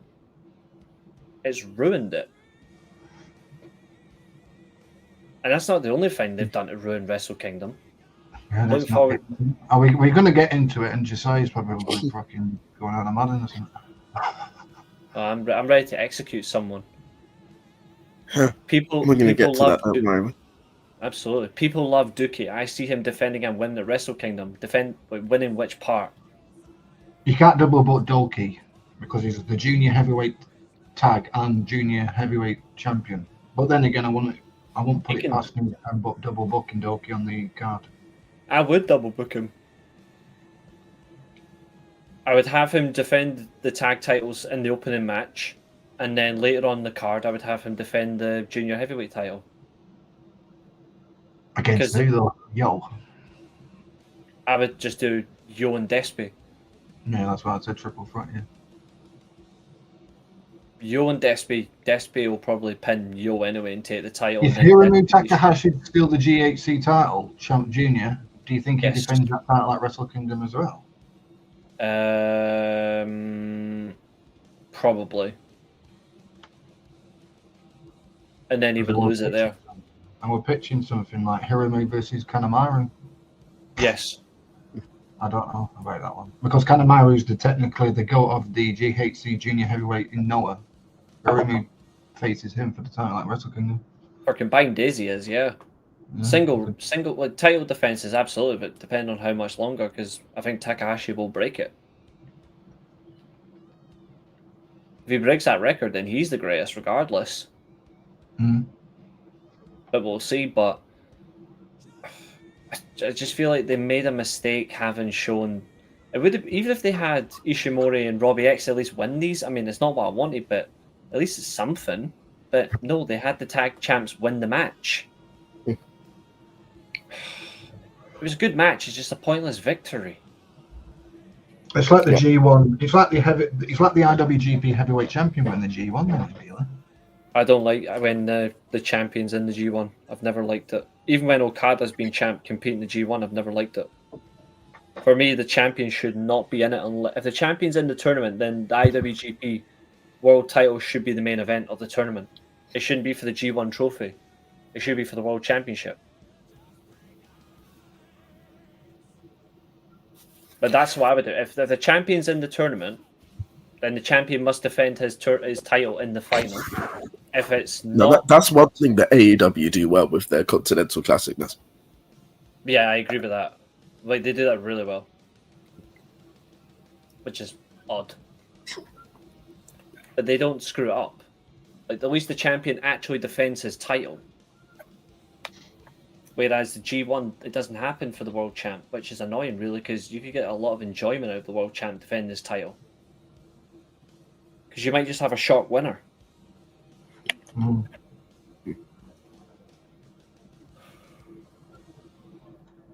What did we think of the tag match, though, lads? What did you think? I thought it was predictable, but it was a good match, but just a pointless match. Yeah. I just thought Yamato was funny in the 8-man tag with Despy. I thought that was hilarious. Shoulder tackle, and then he does a drop kick. Like, what the fuck are you doing, Yamato? To be honest, I only watched the 3 matches that mattered. Like, the only matches I needed to watch and needed to see was the 2 title matches in the Junior Tag League waste. That's pretty much what it is, Arn. But if the champion makes it to the final, it should just be for the World Championship at that point. That's what happens. That should be for every single title. Then the Junior Tag League, Junior Tag, World Tag League, G1. Yeah, if the champs make it to the final, instead of being for the trophy, it's for the title. But they haven't got the initiative to do it. If they had the initiative, the booking would be a lot better. A lot more people. Aaron Wolf attacked Evil again. Yes, he's and he lifted the never openweight title. Do you think it's going to be for the title? Yeah. Yeah. Aaron Wolf is winning the title at Wrestle Kingdom. Aaron Wolf is going to win the title in his debut match. He's walking out of Wrestle Kingdom as a champion. How's he going to wrestle? Do you think he's going to be decent or what? I think he'll be great. Yeah. I think he's generally going to be one of the best wrestlers New Japan will ever have. I think he's going to be that good. It wouldn't surprise me if in 2-3 years he's a world champion. Like, I just get that vibe from him, you know? I just get that vibe. Like, he screams world champion. Depending on what that title will be called by then. Yeah. Or if it even exists. Exactly. Speaking of that, the Global Championship was actually, for me, the best of the 3 matches. Yeah. And look, Tanahashi's putting over talent. John Cena. Yep. There you go, you got the decent.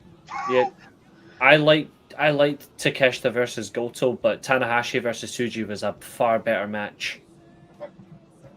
Far better. And then after it, fucking hell, Christ, give it me now. We're getting it next week. It's in Okada's birthplace on Okada's birthday, which is very interesting. Indeed. Wait, what's happening next week? Yota Ice versus Tana. Oh, yeah. In Okada's birthplace on his birthday. So I think there's double the reason that we know that. I think it's pretty much set in stone now. Tanahashi versus Okada is going to be his final opponent. And I've got no issue with that. It's a good spot for you to Ice as well. Come on. Yeah. Tanahashi, however, needs to get at least one. He needs to get one win before he retires. Like, he needs to get another win before he retires. He can't go losing every match. He'll probably beat Yuta Ice. I think he will. In a good effort. Yeah. By Maybe. So, yeah. I'd say about 10 to 15 minutes, and then Yuta Ice just gets beat by 2 high fly flows. 2 frog splashes for the win. Handshake after. Yeah. Nah. I don't think so. I think Okada might show up at some point. I think he will. I think he's got to.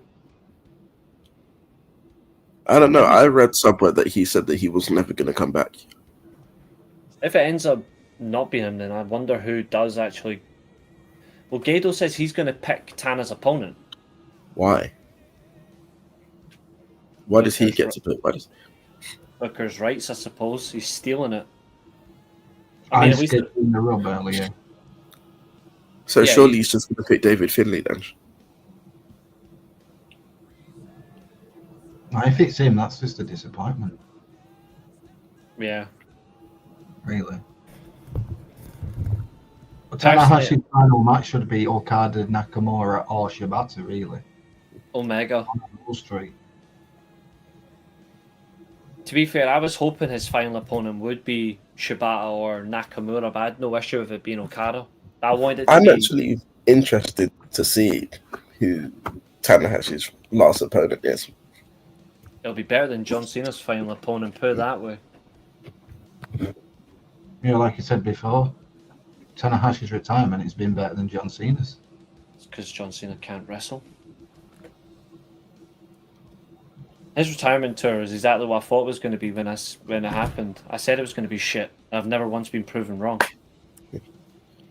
Mind you, it's WWE. WWE never proved me wrong. They always prove me right how shit they are. Which is fine by me. I can keep laughing at them on a week-to-week basis.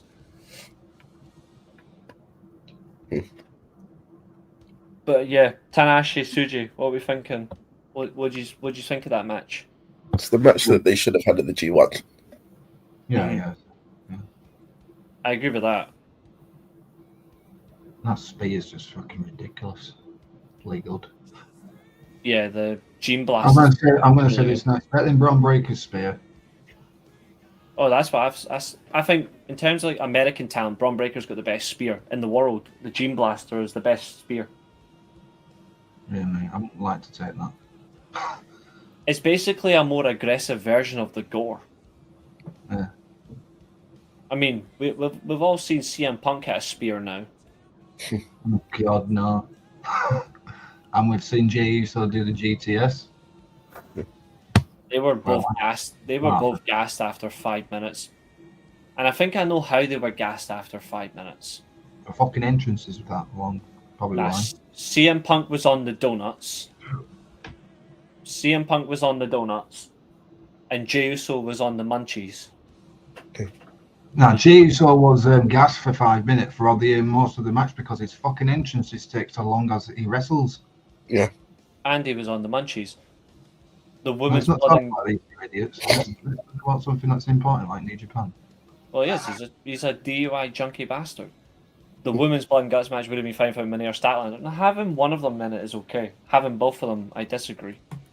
I wanted Statlander in it. I didn't want Mercedes Minnie in this match. I don't want Mercedes Minnie in any match. I was there live in attendance. Jay was so clearly rattled. It's probably because he got told, by the way, mate, you're not winning this. You're losing clean. And he also wrestled awful. Exactly. It's quite funny that Jey Uso lost clean, considering the fact that that he isn't clean. Yeah. I mean, Let's Jeff get into Hardy's the New Japan review. We're already still through it, you dafty. But yeah, I thought the global title match was great for the final time, because that title's about to die soon. Yeah. Because New Japan are absolutely, because that title's going to die. Yeah, That title. the main event after the match sequence after them.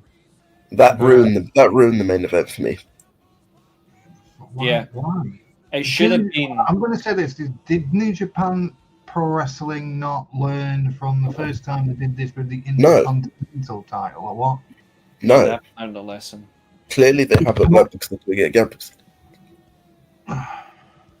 For anyone who wants the context, Takeshita versus Hiroki Goto was about 20 minutes, and the match wasn't particularly great. And it's not their fault. It's Hiroki Goto's not long back from injury. He's not really been up to speed in terms of matches, so he wasn't at the same pace as Takeshita. Takeshita beats him with Rage and Fire. And then post-match, Takeshita challenges anyone backstage to come out and wrestle him. Anyone who's got the guts. Out comes Yota Tsuji with the Global Heavyweight Championship. And he challenges Takeshita to the Tokyo Dome. And Takeshita responds by, you can have your title shot if you put up your title. So at Wrestle Kingdom 20, it will be title versus title. Takeshita defends the IWGP Championship against his challenger Yota Tsuji, who defends the Global Heavyweight Championship. And the last time this happened, Naito defeated Okada, title versus title. And he obviously held both championships. And then officially Kota Ibushi unified the Intercontinental and IWGP World Championships together, which is the end of V4. I'm actually confused as to how this is going to work, though, because the World Heavyweight title is already a unification about. So how is this going to work? This is what I'm thinking. It might not be a unification, though. It's title versus title, but this is what I hope. What if Tsuji wins the heavyweight title and then gives up the global title because that's what the I was going to say. Title is going to be greater than the global. That's what I was going to say. And then you do the New Japan Cup. No way. When the New Japan Cup becomes the global heavyweight champion because it's vacant. Yeah, but I had another thing to that as well. It's what I was going to say. That's what I had in mind. But what I was going to say is, Tsuji wins the Tsuji for me has to win at Wrestle Kingdom, not Takeshita. Yeah. Tsuji must win at Wrestle Kingdom. But what I would do, what if he doesn't? If Tsuji doesn't win, then goodbye New Japan. Tsuji must win, and then Tsuji at that point must be presented by either Tanahashi, where he anoints Tsuji as the new ace, or Okada, they present the IWGP version 4 title to Tsuji as the champion. At Wrestle Kingdom 20, they must bring back the V4 for Tsuji as the new ace, as the new world champion. You already know that they're not going to do that. They shouldn't, but they should. And Yeah, but what happens to the global title then? if he just vacates it, And then the Then- New Japan Cup becomes whoever wins that wins the global title then. to be fair, New Year's Dash is soon after. Yes, the day after. New Year's Dash. What if he defends the global title against someone at New Year's Dash? Well, and then loses it. Yeah. Takeshita, if Takeshita wins at Wrestle Kingdom though, then you can say goodbye to the main event scene. Because that's it. Like, I love Takeshita, but Takeshita should not be winning at Wrestle Kingdom. He's And the I think- outsider. Yeah. You say. Absolutely. Like, this is the one show where you fully make... Like, and the best thing about this one is Gabe Kidd should screw Takeshita in the main event. Yeah, I was actually going to say, what happens to Gabe now? Gabe could regain the global title. Like, as a thanks. Gabe Kidd helps Tsuji regain the title from the outsider. And as a thank you, Tsuji just hands the title to Gabe Kidd. But what about is it him in terms of a match? Is he going to have a match on Wrestle Kingdom now? I don't know. Do we see the whole thing with David Finlay? I don't know. Do we see him go after Shingo? It'd be odd because they're in the same group. But what? Like, I'd love him to kick the shit out of Shota Umino. Because I was banking on him getting the title match. yeah, I honestly thought when he called someone out, I thought it was going to be Gabe Kidd versus Takeshita at Wrestle Kingdom. I think you will at some point. I think in the next year or so, Gabe, you will get Tsuji versus Gabe for the Wrestle World Kingdom title. main event. I think Tsuji. I think Tsuji goes into Wrestle Kingdom 21 as champion. Gabe Kidd wins the G1. I think that's your main event for Wrestle Kingdom 20, Wrestle Kingdom 21, Yeah. and rightly so. Trying to think who would I do. I think David Finlay's time's coming to an end though. Like, he will be gone soon. There's a lot more heavy rumors coming up about him going to WWE. Who? David Finlay to WWE rumors are heaving up again. Oh God. I want Eddie Kingston versus Gabe Kidd. Only if it's a 3-minute squash for Gabe Kidd squashing Eddie Kingston, because I do not want to see Eddie Kingston wrestle again. Like, I actually hope Gabe Kidd takes Eddie Kingston back out of wrestling permanently. He's got the worst chops, the I worst take back it you don't fist. like Eddie Kingston. As a wrestler, no. Who would you rather have in a match if it was Eddie Kingston versus Jey Uso? Eddie Kingston, because at least he can wrestle. Yeah, I just don't like some of the stuff Eddie Kingston does. I just think he's lazy. Is Finlay just behind Gabe and Maloney now? Ooh. I don't think he's behind Drilla. But I think Driller is good. Drilla Maloney's phenomenal. Drilla Maloney will be a world champion at some point. I pitched Driller to become the never openweight champion at Wrestle Kingdom, but that's out the water, isn't it? To be fair, we did think that it was going to be Evil versus Wolf. Drilla. Nah, I don't think Drilla was going to be in that division. Drilla Maloney should win the global title. Well, I've got something completely different now, but whatever, innit? I don't Oh, think he okay. needs to be. I think Drilla Maloney's too good for the open weight title. I think he's too good for it. Do you want me to say my opinion about all this title versus title shit? Go ahead. Go on. Alright. Yota Tsuji beats Takeshita at Wrestle Kingdom, right? He gives up the global title because he feels that the IWGP title is greater than the global. The New Japan Cup comes around. The winner of the New Japan Cup becomes the new global champion. The winner of that tournament is Yuya Imura. Too soon. I like it, but too soon. I think Yuya should win the TV title, personally, and let him get up I'd to rather speed. have Oiwa win the TV title. I think Oiwa's the opposite. I think Oiwa would be good for the... I think Oiwa would be better suited right now for the global division than TV title. I think Umura's brilliant, but I think conditioning-wise, his conditioning is not as good as Oiwa. That's why I would have Yuya in the TV title first. Not for long. It's not bad. 3 to 6 months. 3 to 6 months for Yuya and the I just TV see a really young Tanahashi in Yuya, that's all. I think Oiwa's the... I've said it before, Josiah, like, I think Oiwa's the next Tanahashi type. Yuya reminds me a little bit of... he reminds me a little bit of Shibata in a way, similar to Narita. Like, they've got a little bit of impact, you know?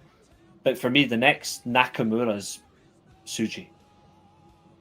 Like, he just has that swagger. One great thing about New Japan is they have so many good options they can go with. Yeah. 2026 is the year that New Japan have to go all in with the young guys and just go all in for it. Now's the time. I mean, I guess it also helps that they don't have many old guys left. Yes. And I hope they bring back Naito in some capacity.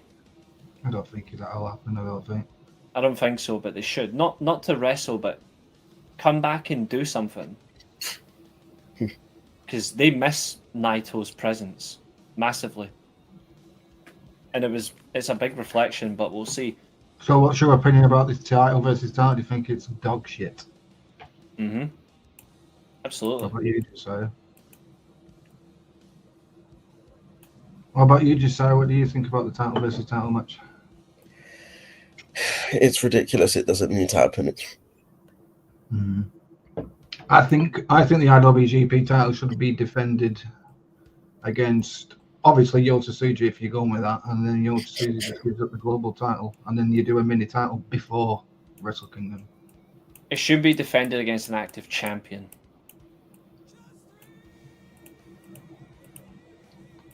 You could do Yuya Uemura versus Ora for the global vacant title, and then you could still do Yota Tsuji versus Takeshita for the main title.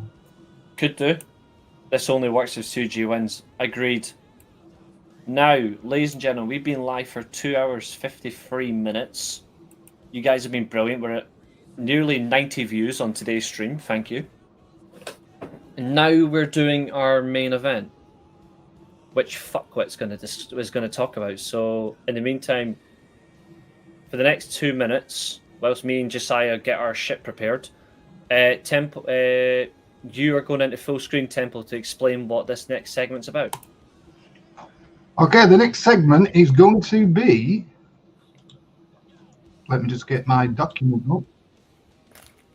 So the next segment is going to be called Pro Wrestling Climax Tournament. So how we were going to do this, guys, is we're going to have 10 stars from different organizations in New Japan. So, for example, 1 star from New Japan, 1 star from Noah, 1 star from DDT, 1 star from Dragon Gate, 1 star from All Japan, 1 star from GLEAT, 1 star from Wrestle 01, 1 star from PJPW, 1 star from Pro Wrestling Freedoms, and finally 1 star from Wrestle 1.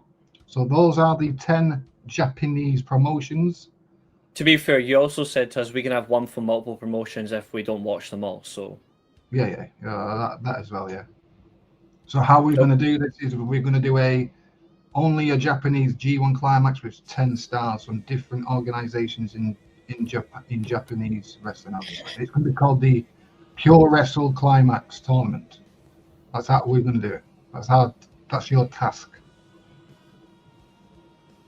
Do you have 10 stars? Yes. Do you have 10 stars, Reece? I do indeed, and I've got it color coded. Okay, dokie. Shall we get into it then? We shall. Yes. Let's go. As well, the chat can also get involved as well if they want.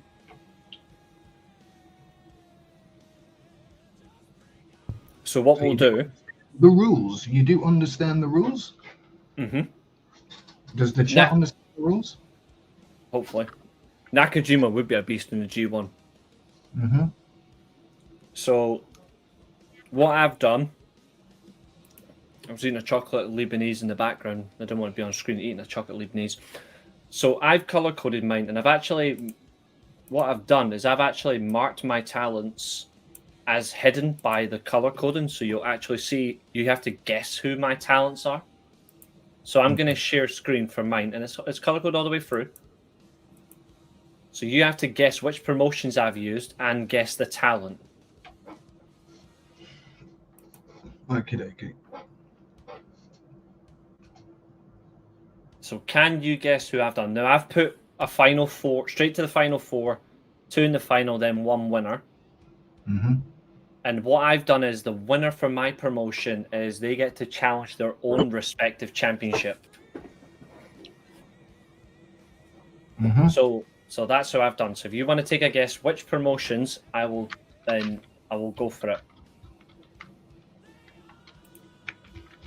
Right, so I'd probably say the first one's obviously going to be New Japan. Correct. I have 2 from New Japan right here. Okie dokie. Go on, Josiah, you're next, guessing stuff. Do you want? Chris Brooks.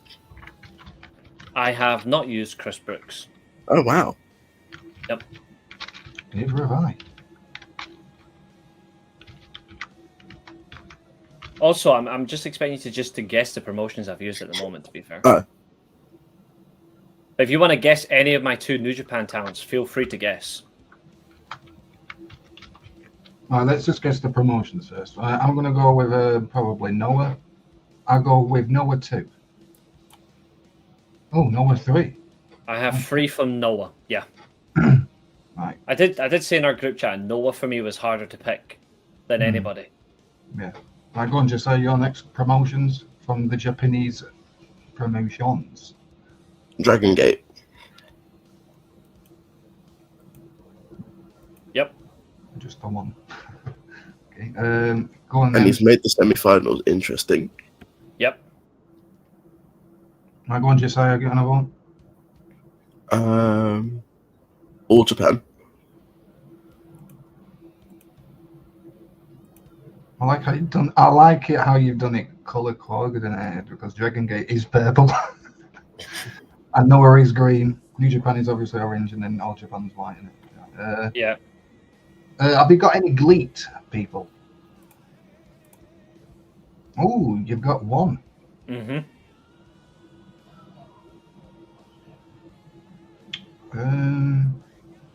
Wrestle 1.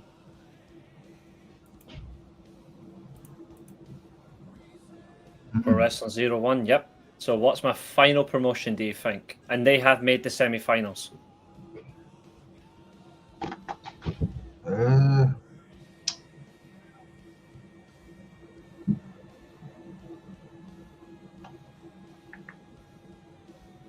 Freedoms? No? Nope. PJPW? Nope. DDT? Yep. There we go. With there's Reese's. There we go. Yep. So I've used New Japan, Noah, Dragon Gate, GLEAT, All Japan, Pro Wrestling 01, and DDT. The question is, can you guess who I've used? I'm going to go with 1 New Japan Yota Tsuji. You think I've gotten for Yota Tsuji? Yeah. Let me have a look.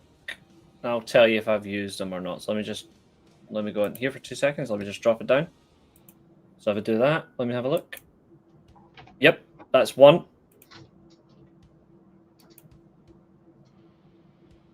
I'm going to Josiah next.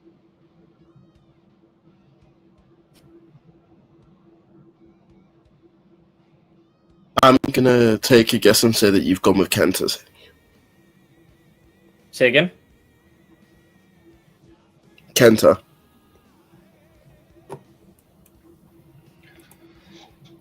I have gone for Kenta. I'll say you've gone for Ozawa. Ozawa. Mm-hmm. Yep. And yes, absolutely. The guy on my screen, probably Shun Skywalker, Dragon Gate. Leon, absolutely correct. I have used Kento Miyahara, and yep, I have used Shun Skywalker. Wait, because I haven't.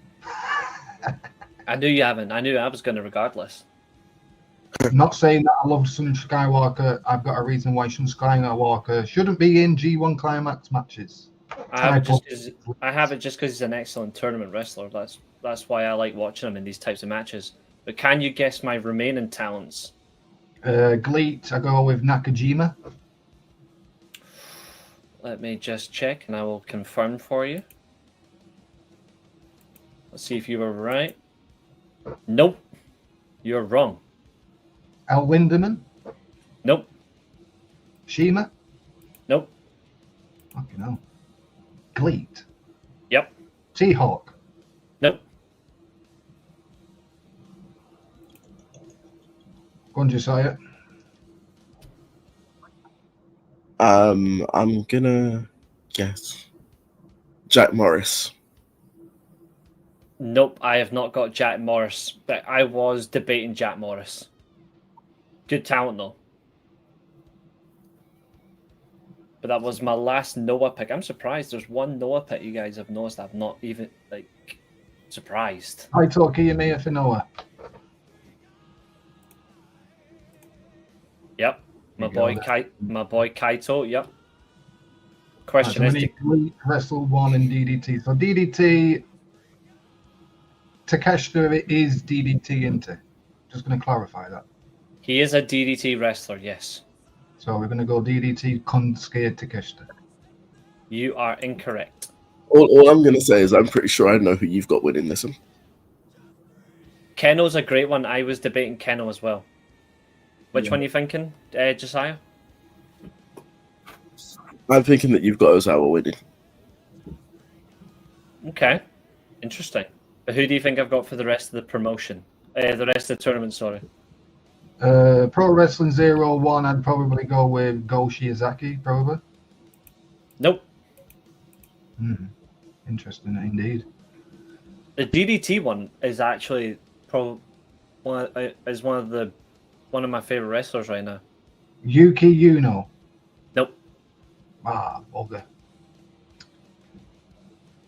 If anyone should get the DDT One of the blow-up dolls. No. In terms of... Jun Akiyama from DDT. Nope. Okay, See if all the people on this panel who should be able to get the DDT one, it's Josiah if he thinks football. All right, let me think. DDT football. There's a footballer with the same name. Minoru Suzuki. No. Chris Brooks. It's not Chris Brooks. I'm trying to think. What team did they play for? That might help. What? Liverpool. Oh, Endo. Tetsuya Endo. Yep. Good shirt, that, actually. Tetsuya Endo is literally one of my favorite wrestlers. So you've only got one more New Japan talent, Gleet and Pro Wrestling 01 to get. So I'm going to guess the 01 guy, the new Hayabusa. It's not Hayabusa. Chris Weiss. Nope. I'm going to guess the Gleet person you've picked is Kaz Hayashi. It's not. Ooh. Oh, this is interesting indeed because, yeah.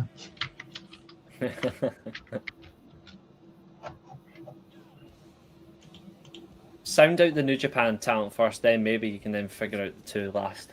So it's not Shima at all. Shima, no. El Lindemann. Kaito Ishida. Nope.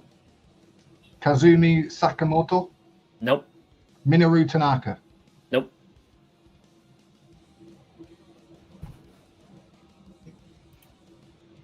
Is your New Japan one evil? It's not. Kaitoro Suzuki. Remember, I disclosed that one talent wouldn't be from a certain promotion. That's a cash it.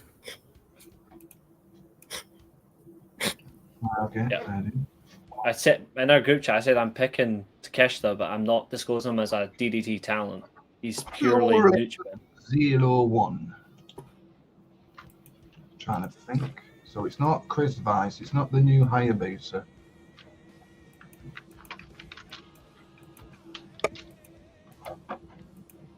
You definitely know the Pro Wrestling 01 talent, though. Go Shiozaki then. Nope. He's It's only not Japan. it's not Masato Tanaka. The Is guy I it picked. Is it Daisuke Sekimoto? Nope. Masato Tanaka? Nope. Segura? Nope. He's non-Japanese. He's non-Japanese. From Pro Wrestling 01, yeah? Yep. He's not Japanese. Yep. And he used to be in New Japan as well. And he's been successful in America as well.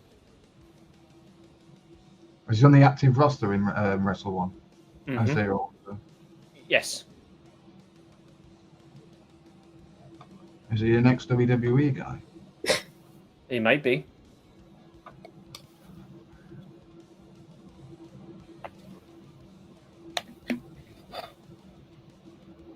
Did you say he plays for Liverpool? The same name. Yeah.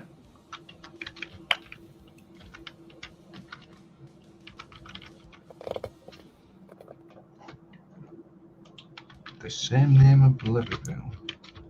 That was for Tetsuya Endo, though. Oh, yeah.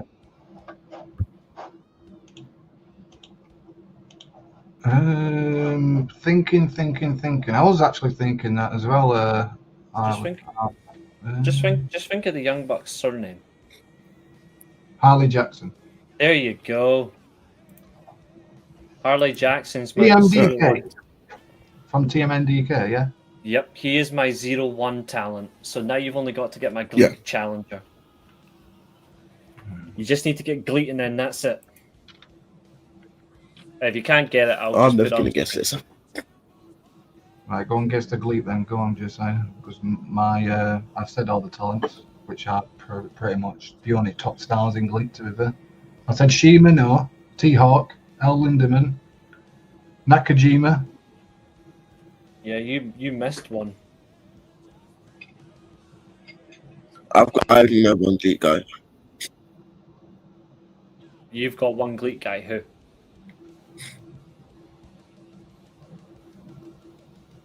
If you can't get it, I'll just tell you. The Gleek talent I chose is Hayato Tamura. Okay. And my final four, do you guys want to hazard a guess? Right, your final four would probably be... I'll say Ozawa's number 1. Yep, Is that correct? that's right. Number 2, I'd go with Yota Tsuji. Nope. Okay, that's not it. Takeshita? Yep. So by default, you already know who's my semi-final. Even though it's not even copied over for some reason. Okay, well, Takeshita and final. And Josiah was right. Ozawa was my tournament winner. I say semi-finals would have probably been Kaito Kiyomiya.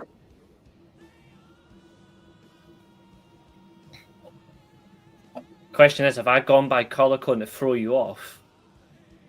Or So you could go with Tetsuya Endo then, that's blue. I did actually, yes. And then Shun Skywalker probably. Yep. And my semi-finals was Ozawa versus Skywalker, Endo versus Takeshita. I like that one. Who wants to go next? Josiah, you want to go next? Color coded is Yep, I'll go always the next. right way.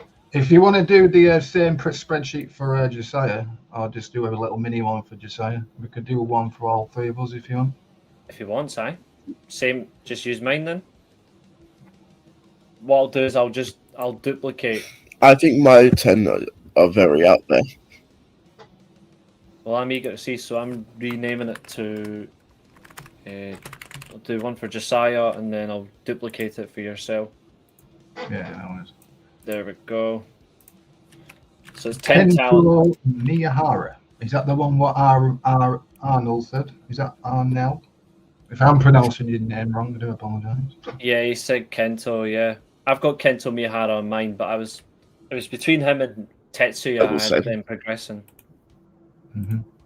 So, on the screen, so Josiah, this one's yours. So, who have you got in your respective?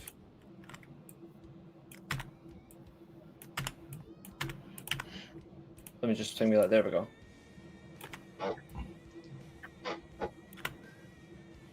All right, Josiah, what you got? Okay, so I've got Takeshita. In fact, this is what I want to do. How many have you got from respective promotions? What have you got? Alright, let me count. So 1, You've already named 2, Takeshita. I'll put Takeshita. 3. I've got 3 New Japan. All right. How many from Noah?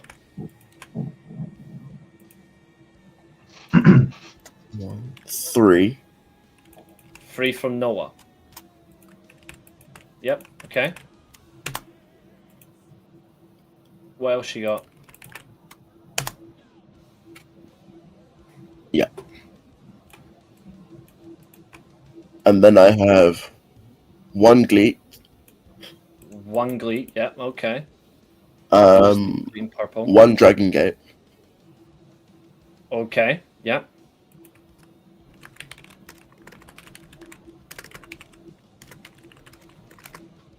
Just put them in there because it's easier. I don't care about color coding.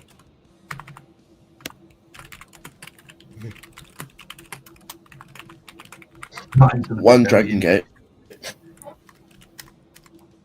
Yeah, one Dragon Gate I've got. Yeah, I've got your 1 Dragon Gate. Your last 2? Oh. 1 DDT. 1 DDT, yep. I'll keep them in blue. 1 DDT. Yeah, got that. Got that.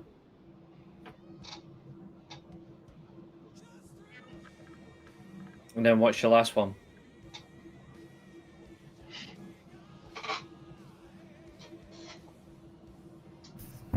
So you've got 3 New Japan, 3 Noah, Ice Frozen, 1 Gleet, 1 Dragon Gate, 1 DDT, so 1 left over. When he returns. We could do a women's one next. Good shout, Armin.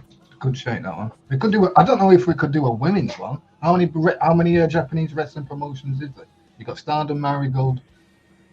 You could do quite a few, but most of us are just going to pick Stardom. Yeah, but this men's one. I've picked every single person in different organisations because I'm a geek. Yeah, so am I, but I just don't like some of them.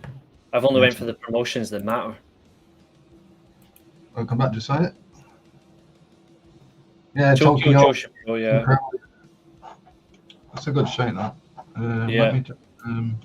What's your last promotion, Josiah?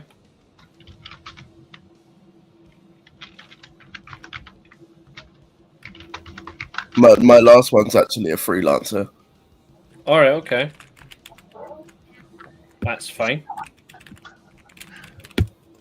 So when it comes to if we ever do a women's one, we could do Stardom, Marigold, Ice Ribbon, Michizuki Wrestling. We could do Oz Academy. We could do Wrestling Wave. I probably wouldn't even do a women's one, to be honest. We could do a women's one, depending. Maybe not. I've got a different challenge in mind. Tag teams.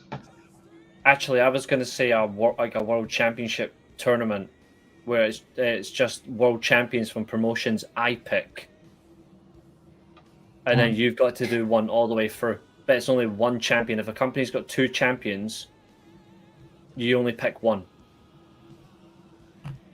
And you just run for it. We'll do that another time. I'll prepare it in full. You should watch more. Splash out your promotions participants. So I'm guessing. So he's listed Takeshita. I'm going to guess one of his Noah talents. I'm going to say is Kennel. No. Ooh, okay. Masa Kitania. Who? Masa Kitania from 2000X. No. Okay. Jack Morris. Jack Morris. Then. Right, we'll go back and forth. So if I get one, you do it. If you get one wrong, then I'll go. Right, go on. Well, your turn. Kaito Kiyomiya. No. Kenta. Yes. That's one.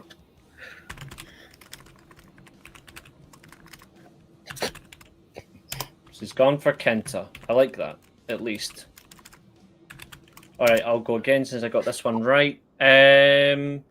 He's not fully fit, but I'm going to take a random guess. I'm going to say Jake Lee. No. Ooh, I'd consider Jake Lee, but then I didn't go ahead with it. Alright, Temple, your next one? I'll go with Dragon Gate. I'll go with, obviously, the guys on my screen, Shun Skywalker. No. Yamato. Yes. I was just inspired by his hilarity in the Best of Super Juniors. I had to get him in there. In Dragon Gate. He's like that in bloody Dragon Gate. Arns asked for David Harry Smith. So that would be in the category of Freelancer. Japan. No. I'm going to say your New Japan talent. I'm going to go for Evil. No. Oh. Interesting. Because if I did put Evil in here, I wouldn't have even bothered put any 9 others because he would have won. Yeah, exactly.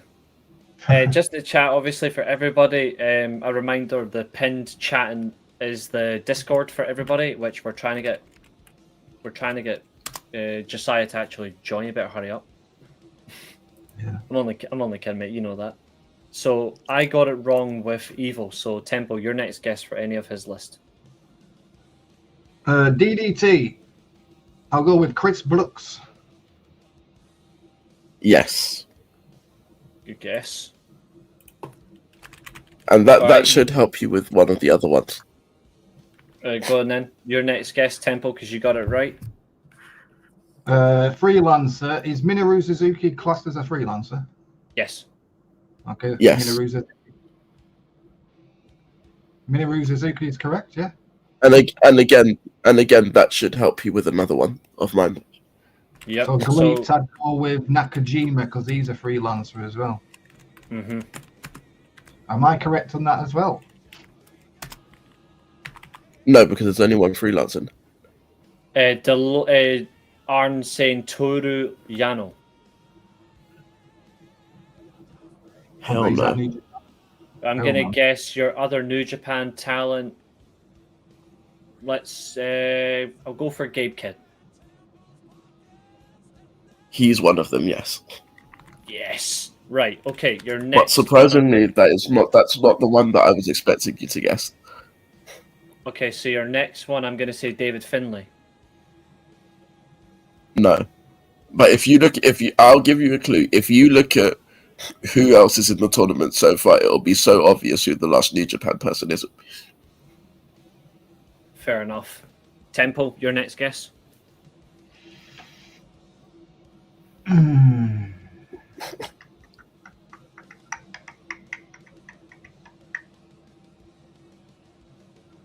I'm going to go with a Noah guy. I'm going to go with Ozawa. Okay. Yes. You got Ozawa. Yep. I mean, Ozawa is brilliant. Ozawa in 2 out of 3 tournaments so far is perfect. So your next guest, Temple. We've got Galate, I'll go with Shima.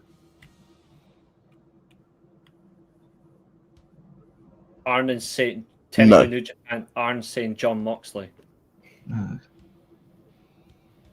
I'm He's not trying. been If in I, New Japan for years. Since the last time he was in New Japan when he won the title. yeah, 2 years ago. No. Okay, let's see. So we've got one GLEAT, one Noah, one New Japan. It's my guess. Let's see. I'm just looking at the tournament. National Game Candles, Kenta Ozawa, Yamato Suzuki, Brooks. I'm guessing you've gone for. I'm just narrowing out possibilities from the tournament. Let's see, Kenta Ozawa. Is one of your guesses Dr. Wagner?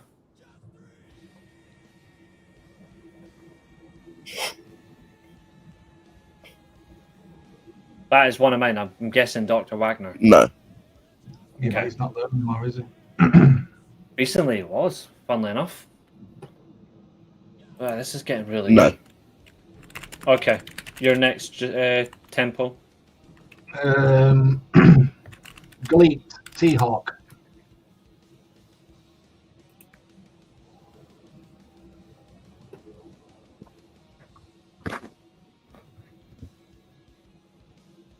So Josiah's gone for T-Hawk as a guess. No. I'm gonna go Pro Wrestling Noah. I'm gonna guess No. Go Shiozaki. No. Then there's only one other name for me that I think. I did say some of my picks are so out there. Yeah. Right, okay, yeah. then. I'm going to go with a Noah guy. Black Modern Story. You got to pick Black Modern Story. Come on. He's a No. junior. Oh, come on. I'm gonna go with my old mate. I'm gonna go with Dagger. Scumbag. Hate him. No. You Interesting. turned on Dragon Gate, you bastard. I loved it. You bastard. Right, your guess, Temple. I'm going to go with Naimuchi Manafuji for Noah.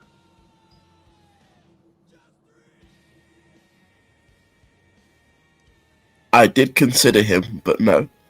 Oh, for God's sake, man. I'm gonna go for Yoshitatsu. And the reason I didn't actually pick him is because I didn't know if he was retired or not. Yeah, he still is. No. Yeah, I'm gonna go. So I'm guessing Yoshitatsu. No. I'm going to go with Manabu Sawyer. Good member of Passionate No. Hotels. I'll go for. Let's see. My next guess. Kai Fujimara. No. Fuck. This is hilarious, actually. I'm surprised that you haven't guessed the New Japan one. Yota Tatsu does still wrestle. He wrestles for Pro Wrestling Noah, and No. he is technically the leader of 3000. Team 2000. He's the leader of Team 2000X till Ozawa's fully recovered. I'm surprised that you still haven't guessed the New Japan one yet. That's because I'm not. I want to get through Noah. I'm gonna I'm get your. going to go with ELP, just out there. No. I'm gonna go for The Noah one might take you a while, I'll be honest. I'm gonna go for Hayata. Oh, yeah, Current you got it. Ha! My hardcore champion, of course. So I'm gonna. So, Yeah. so your next New Japan talent, I'm gonna guess. I'm gonna go with Shingo Takagi.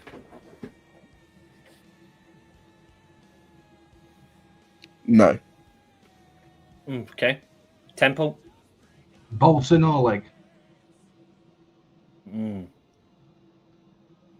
No. Please tell me it's not someone stupid like. Actually, hold on.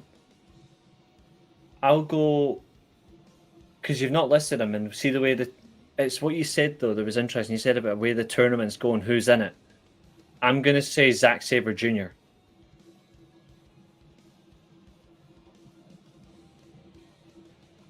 Yes. We called Don Farley now, not bad. Yes, big man got it. Right, the Gleet one is. I'm going to go with Shiva. Still my guess. No, go on. I'm just looking at the Gleet roster because I'm going to be honest with you. I'll be surprised if either of you get the Gleet one. Well, I'm looking at the Gleet roster right now. I'll be surprised if either of you get the Gleet one. Let's have a look. Hell, Lindemann.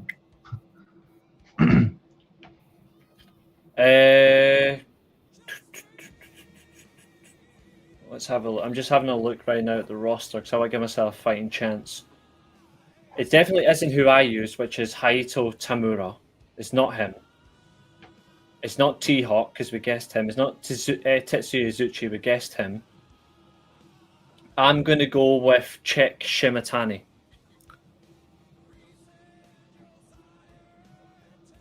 No. Okay. Temple? Quick Storm. Or Quiet Storm, as it's pronounced. No. Michiko Miyagi.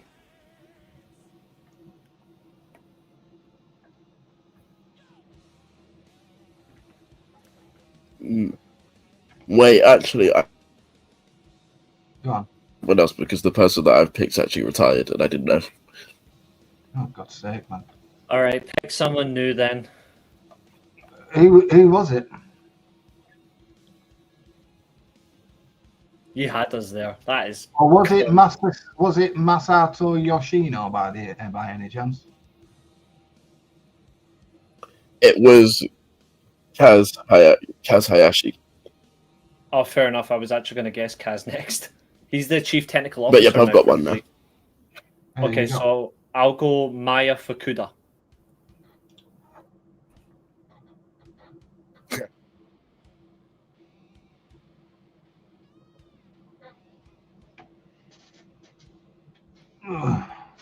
Chris Weiss. Hartley Jackson. Hiroki Saito. Nakajima. Parker Boudreaux. Stop stealing all the fuck. Oh, he's frozen. Stop stealing all the fucking guesses. I think in terms of names, like, there's not many I can go with, but I'm going to go for Kazuma Sakamoto when he comes back.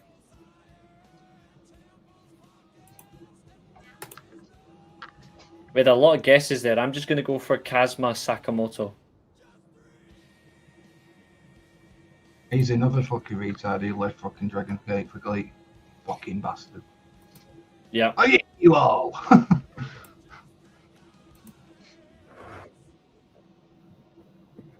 This is a hard one. Don't tell any Dragon Gate fans everybody watch Glee, for God's sake. Yeah. You know what, actually? I'm going to go for a crazy one, right? Because they're still actually part of Glee. And they're still, to this day, still a champion. I'm guessing as one of the Rascals. I'm going to go Trey Miguel. No. For the record, No. their tag team title reign to this day is 879 days. Yeah, I know, it's mental, isn't it? Yeah, they won the title on June 7th, 2023. The G Infinity Championship, and they're still unbeaten. It's crazy. I'm just going to guess one more, and then after that, I'm tapping out because I cannot for the life of me figure this out. So the last guess I'm going to make is Rei Saito. No. But I'm tapped out as well. I'm tapped out. Go on. Put it in the chat. Soma Watanabe. You're a bastard.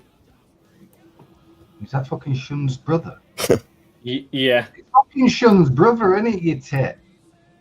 That is absolute. that is fair play. Actually Shun Skywalker's brother, you know. I applaud that. I applaud that. Right, since we've got the 10 names now we need to try and guess who your semi-final Yep. is. So, Oh my God. It's Shun's, Alright. it's Shun's real brother. That's what Shun Skywalker's actual name is, Watanabe, but he's not called Yeah. obviously. I'm going to guess just now one of your semi-finalists. Maybe that's why Evil's facing him, man. Yeah, that's probably it. One of your semi-finalists, I'm going to guess, is Hayata. Yes. Yeah, my boy. Well, in winning in the semi-finals, Hayata. Rightly so. Hayata's a brilliant tournament wrestler. Okay, now that's surprising. He's a good junior. Fucking amazing. He's probably one of the aces, isn't he? And an ace tag champ. And an ace hardcore champ. The guy's brilliant at whatever he wins. Hayata and Yohei team, fucking mint. Huge Hayata fan. Who you guessing next, Temple, for another semi-finalist for him? I'm gonna go with my boy Yamato. No. I'll guess Gabe Kidd progresses to the semi-finals. He does. Then I'm going to guess Chris Brooks. Yes. And your last semi-finalist, I think you're going to have him just to lose. So I'm going to put Takeshita in the semi-final. No. Perfect. I'm gonna go with Zack Sabre Jr. No. Kenta. And I know it doesn't matter, but I will say both Takeshita and Zack Sabre Jr. get eliminated on tiebreak. Oh, I love that. My next guess, I'm going to guess, is Kenta. No. Okay. Tempo. Ozawa. Surprisingly, no. So I'm going to go But for good reason. Soma Watanabe. No. Which means we know who the other semi-finalist is. Yeah. Suzuki. It's Minoru Suzuki. Yes. Right, Tempo, I've gone for the old man. I've gone for the old man bullying everybody. I like it. So, Tempo, can you guess his final? I'm gonna go with Gabe Kidd versus Minoru Suzuki final. No, but you've got Gabe Kidd there, right? I'm going to go Gabe Kidd versus Hayata final. Yes. A brutal fun. And I think the winner of that, by proxy, you've gone for Gabe Kidd. I have. After a very bloody final. My boy making it to a final is a positive. I'll take that. I'm a big Gabe Kidd fan, but I'm a huge Hayata fan, so that is. I remember seeing him in Best of the Super Juniors one year, and he was amazing. Right, I'll be about 1 minute. I'm just gonna go for a toilet because this cough is going through me like I don't know what. I did say we'd be here for a long one. We've went 3 hours 34 minutes so far. Just put mine up and I'll be back in about 2 minutes. Just taking one of those wee-wees. I'm actually eager to see who Temple's got for his tournament, for his run. Yeah, right. Give me about 1 minute, 2 minutes here, guys. Just speak amongst yourselves. Okay. In the meantime, right beside me, I'm not playing anything, but this is on my third monitor.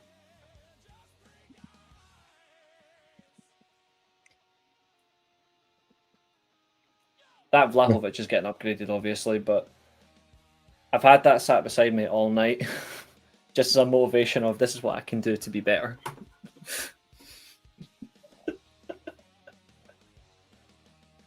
I do wonder who I do wonder who he's going to use.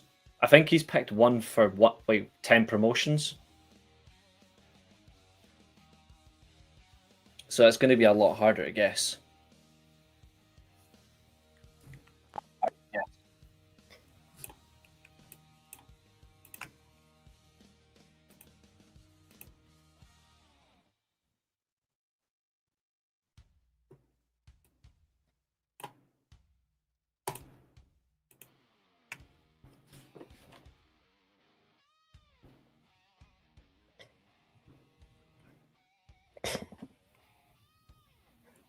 Also, by the way, I asked Lex about the penalty. She didn't say anything. Well, I'll tell you what happened. So No. I said to her, I heard there was a penalty, but she didn't reply. yeah, But I have seen the penalty. But it's a bad penalty for Dybala. Really bad. Good save from Mainan, but it's a Are bad you ready for penalty. the greatest tournament to ever happen? well, I mean, ever? I've seen the penalty. My nan would have saved that too. Oh yeah, Dybala was just crap for it. Y'all plan to go Wrestle Kingdom this year? No, sadly, but I'm hoping to go at some point. At some point, I will go to Wrestle Kingdom when I live there. Boys. Well, let's see how. Have you done one? Have you When done did you one get to tap London? from all these promotions? Right. I'm in London next year. Yeah. Right, Have you first, done one? Have you done one right, tap first from each promotion promotion? is going to be New Japan. All right, we're not guessing until you name all these promotions. So Second promotion is going to be Noah. okay.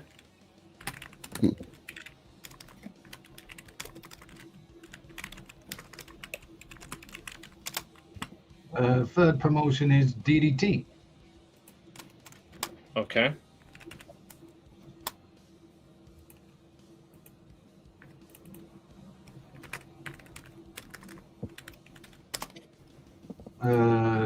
Fourth promotion is my promotion, Dragon Gate. Yep. Fifth promotion is All Japan. There's one that I'm thinking specifically for All Japan that you've gone for. I think you went for the same one I used. Okay. Is this the sixth? Yes. Gleet. Seventh, Wrestle 01.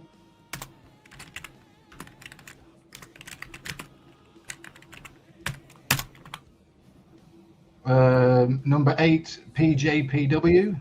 None of you did that one. Because nobody really watches it, to be fair. BJ. It's like BJ Blowjob Wrestling. I'm talking. It's BJPW. Yeah, nobody really watches it. That's the problem. Pro Wrestling Freedoms. That's more deathmatch guys. Yeah, in a tournament, terrible idea, but it's your tournament. And then finally, Wrestle 1. Not 01, Wrestle 1. Yeah, there we go.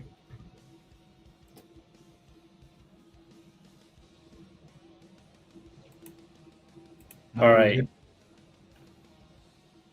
Yeah, some of these shows are good, but I haven't watched some of them in a while, like BJPW and Pro Wrestling Freedoms. I haven't watched in ages. I just don't have the time. All right, so you're all. I'm going to be honest. I don't know half of these promotions. I might teach you some guys. I'll teach you. Don't worry. Basically, Josiah, this is all you need. You don't need these three. Okay, so I'm going to use, for All Japan, I'm going to go with my guess. So, absolutely, I'm going for Kento Miyahara. So All Japan is Kento Miyahara. Yes, that's correct. I thought so. And then, by proxy, I go again. So, I'm guessing your New Japan talent. I'll go for Zack Sabre Jr. No. Okay. Josiah? I'm going to say that your New Japan talent is Yuto Ice. No. Kanusuke Takeshita? No. Shin Skywalker. No. Keno? Is that for Noah? Yeah, Keno. No.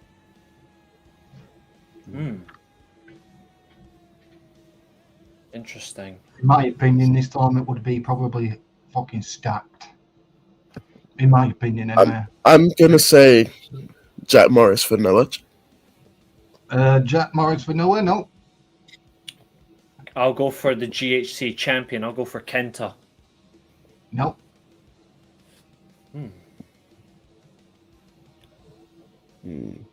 I'm going to say New Japan Hiroki Goto. No. Pro Wrestling Noah, Masa Kitamiya. No.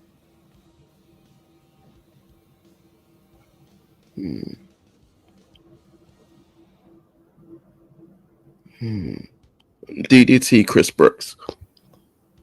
No. Marufuji for Noah, says Leon. Nope. All right, here's one. Dragonbane. No. I'm surprised by you that you've not picked Dragonbane. What with my lucha influence? Yeah, I'm disappointed. Evil? No. Drilla Maloney. No. Shingo Takagi. No. I wonder, just for a laugh, you've picked Hiroshi Tanahashi in here just to humiliate him. No. El Desperado? No. Dookie. No. Not even close. Okay. I think this Bolton tournament Oleg. would be good. In my opinion, this tournament I've just brought out would be probably beast. Baltimore Leg. It would be good, this tournament, if it actually did happen in real life. If it's not top talents, apart from Miyahara, then it's not a good tournament, so I'm quite scared. Is it Bolton Oleg? It's not Bolton, no. Please tell me you've not picked Ren Narita. No, Shota Umino? definitely not. Thank God. It's the ace of New Japan, who will become the ace of New Japan. You've not even said him yet. My God. Yuya Umura. No, Ryohei. no, Adam Wolf. nope. Yota Tsuji. Yes, Yota Tsuji, yes. There you Okay, go. there we go. Well, What that's about that for number 2? Well, like that. For a tournament to start. Pro Wrestling Noah. Pro Wrestling Noah. Kaito Kiyomiya. Correct. Good choice. Oh. You see how the tournament's going now, guys? You've gone No. for either current. You've either gone for current champions or soon-to-be world champions. And youth. And a little bit of old as well. DDT. I'm just going to go with Tetsuya Endo. I'm because I good. can't think of anyone else. No, it's not Tetsuya Endo. It wasn't even your guess. I'm It just wasn't putting even out your that guess that's the either. only- Was I know, it's just the only one I know. I'm gonna Full- go rogue and say for Glee. I'm gonna say that you've gone Brass Knuckles Jin. No, not Brass Knuckles, Jim, no. Arn saying Go Shiozaki. Which promotion? Just a name. It's Wrestle 1. Yep, correct. Go Shiozaki, Wrestle 01. Oh wow. Well done, Arn. Well done. Well done, Arn. Well done on that one. I guess he gets to go again. He does. The Gleet one's going to be a tough one, but The Gleet one's easy, come on. Quiet Storm. No. Is that a name that's Nobu-san. already been? Is that a name that's already been said tonight? It's a mixture of former current champions and a bit of youth. Yeah. Let's see A then. lot of guys are youth. Some are not. I will go for T-Hawk. Nope. Damn. I'm gonna guess that you've gone with what I've said and Soma Watanabe's. Who? No. Soma Watanabe's. No. Not Shun's brother, no. Rei Saito. No.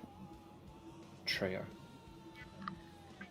Kazuma It's Reece's Sakamoto's. favourite guy. It's Reece's favourite guy for Gleet. I think he likes him. Jey Uso. No, not him. We're not on the WWE one. That would be at the top of bloody Reese's list. That he'd win the entire fucking tournament.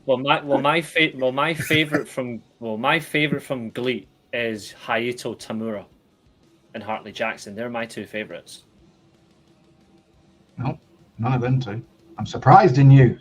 I'm surprised, Reece, that you've not gone for this guy. Well, it's not Nakajima, surely. Oh, yes, it is. Nakajima. Katsuhiko Nakajima. Yeah, for GLEAT. To be fair, I do like him, so I really do like him, so that's a good one. Katsuhiko. Do you like dynamic of strikers in this? Could you imagine Go Shiozaki versus Nakajima? Oh, it'd be wild. Arn says Jun Akiyama. Arn saying Jun Akiyama from DDT. It's not from DDT, no, incorrect. Good choice. I'm gonna have a look at Dragon Gate because your Dragon Gate one's got me the most interested. Oh, come on, it's Dragon Gate. It's my baby. I'm gonna guess Dragon Gate Yamato. No, it's not him. Dragon Dyer, just for fun. No, It's not him. It's not Dragon Dyer. I'm gonna go with DDT and say Daisuke Sasaki. No. Let's have a look. I'll go for Madoka Kikuta. Who? He's the guy that beat Shun Skywalker at Kobe Pro Wrestling. Oh, not him. No, you pronounced his fucking name wrong. That's a disappointment for me. That To be fair, his name is Kikuta. Who the fuck cares what his name is? He's a good wrestler. Madoka Kikuta, or whatever the fuck he is. Bastard. It's Japanese names. Like, they're not that fucking easy to pronounce. Some of them are. Mao. No, not Mao. Mao for DDT. Oh. It's not Mao. Oh, I think I actually have an interesting guest for your DDT talent. Your Dragon Gate talent now. My what? Which one? I wonder, just because of how you've based your tournament, I'm gonna just take a random guess, and I'm gonna say Timothy Thatcher. No. Damn, just the way your tournament was based, and I was thinking he actually fits really well.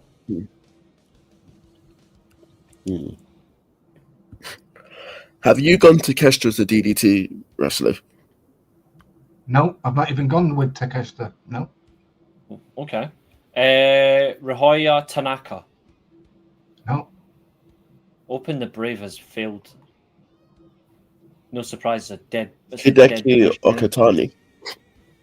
No. It is not him. No. Um. I can't believe you're not gone for the Dragon Gate one. It's a bit fucking. That's what we're fucking guessing. Come on then. It's easy. It's I'll give you a hint. Don't want a hint. Okay. I don't want a hint. I don't want a hint. No. Oh. Right? Okay then. This talent, are they in just Dragon Gate or do they appear in a multiple promotion?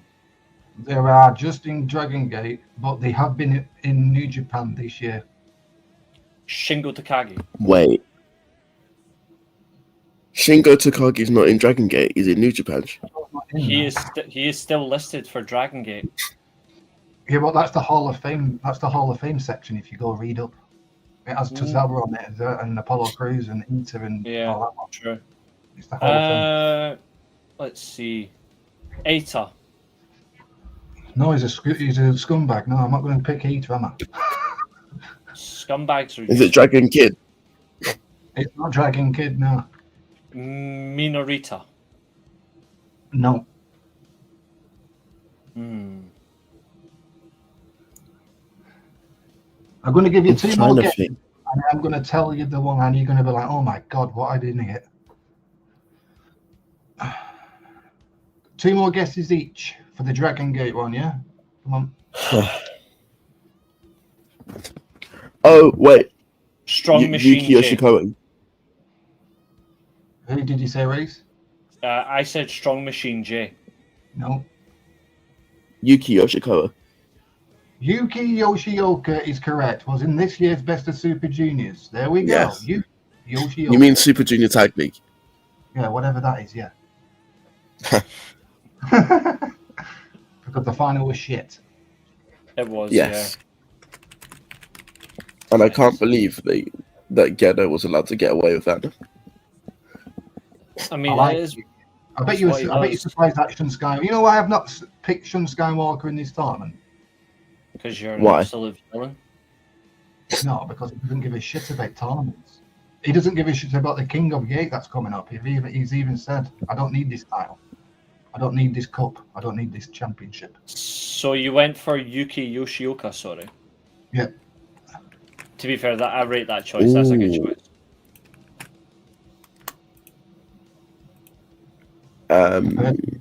Super Juniors Tag League this year. I'm gonna guess for DDT. I'm gonna wait. No, wait. Hold on. No. Why am I looking at that? We've already done that one. Hold on. Wait, to be honest, I'm gonna have a look at a few rosters. 2 seconds. So Jesus, how many championships do DDT have? far too many. Quite a lot. Quite a lot. Yeah. Quite a lot. Far too many. I'm gonna go. I'm for gonna your- guess Yuki Eno. Yuki Eno. That's correct. And he's Yeah. facing Minoru Suzuki for the unification Oh, wow. match. Isn't it? There you So- go. The current DDT champion is in. How do you spell his name again? I'll put Also, it in the I was chat. gonna say if that was wrong, I was gonna say Minoru Suzuki was gonna be my next guess. I'm Same. going to put it in the chat now, guys. Yeah. So you can Just spell 'cause it I can get- properly. I'm Just gonna have to like tap it. out here though because I don't know any of the last three either. Pro Wrestling Freedoms, I do have an idea. Like, I do have a guess for that. It'll likely be wrong though, but I'm gonna guess for Pro Wrestling Freedoms, you've got Toru Sugiura. No. Then you're a disgrace. Jun Kasai, No. Masahashi Takeda, Say that again. Masashi Takeda. But this guy right here, what I'm going to put in the chat, I think you pronounced it great. I think. Give me a second. This guy here, I'm going to put it in the chat. This guy here. Yep, that's the one. Yep. There we go. Masashi Takeda. Yeah, That's who the I one. thought. Yeah, for Pro Wrestling Freedoms. I'm happy with that. Getting that one. Wrestle 1 and BJPW. That's going to be funny. Wrestle 1 roster. It's going through that is going to be quite an interesting one. Let's have a look. Daiki Inaba. No. Good, because he's a tag team wrestler.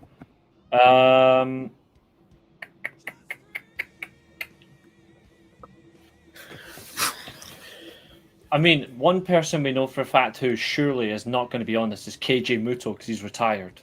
Yeah, obviously. Now, that would be funny. And you're not a saddle. You've not picked Rene Dupree. No, I'm not. I don't know. I'll go for Takenori Ito. No. Okay. Yusuke Kodama.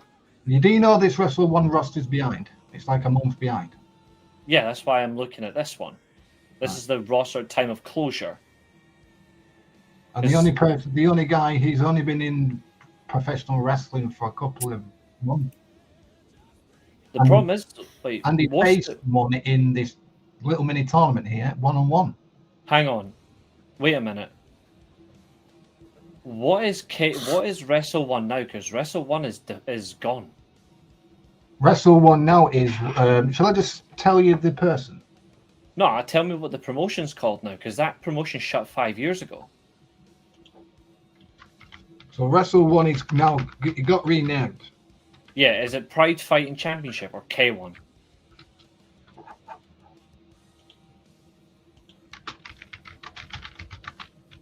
I'm sure it's called fucking Wrestle 1 now. No, Wrestle 1 is what it was called between 2013 and 2020. It's called 01. It's another promotion which is called There's two 01 promotions. Oh, for fuck's sake. Because they renamed it because it got defunct, didn't it? Yeah. But they're still going to call it freaking Wrestle 1 to me. It's Wrestle 1 to me. Yeah, so... exactly, Arn. Exactly, for fuck's sake, is the right approach. So it's a not like because this was this used to be Great Muta's promotion as well. Yeah, the person who's in this tournament, Kaito Kiyomiya, faced someone who's only been in wrestling a couple of months. Is it his most recent? Oh, most recent. It's the new incarnation of a character. I actually put up a Kaito match recently. And that's the person who I went with.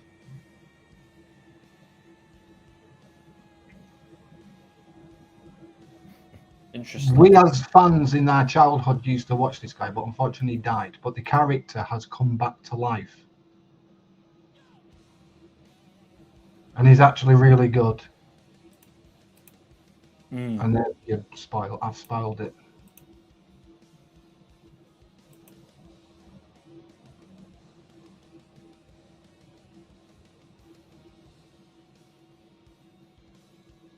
He faced Kaito Kiyomiya. To be fair, who hasn't recently?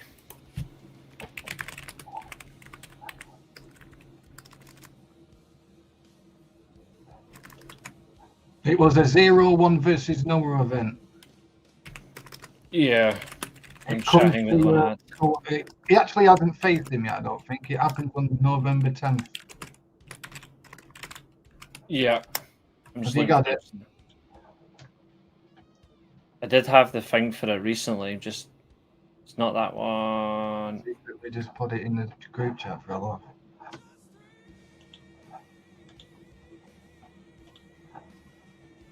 I'm going to go on Twitter and put it in group chat. No, I've actually had it recently. That's why I'm just looking for it. I'm just getting it because I've seen it recently, so I'm just quickly looking for it.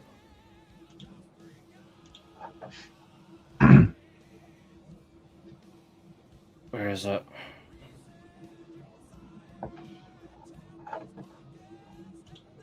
I know there's one coming up. That's why I'm just quickly looking for it.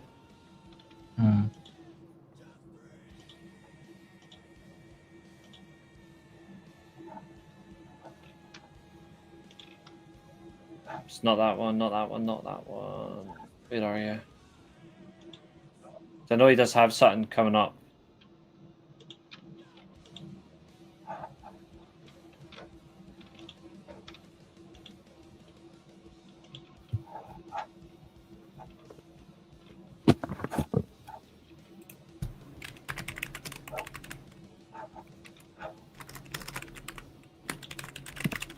Any guesses in the chat? Any guesses in the chat?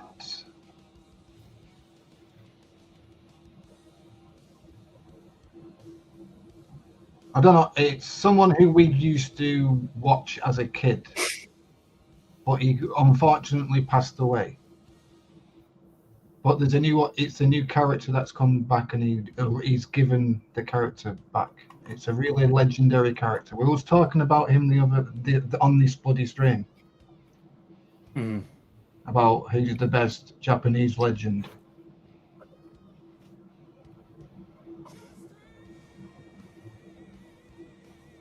Is that a name that I mentioned specifically, or a name that you mentioned? I think I mentioned him, or you did. When we were talking about legendary Japanese four musketeers, as in like old guard, like Tiger Mask, Juice and Bliger, and I said someone else. You said Kobayashi. You said No. Kenta Kobayashi. I said somebody else as well. You also Misawa? mentioned Misawa, yeah. I didn't say. I said Misawa, but I said a third one. Masa Kitamiya. No. Actually, no, you didn't. You only mentioned those two. Did you just want me to say it?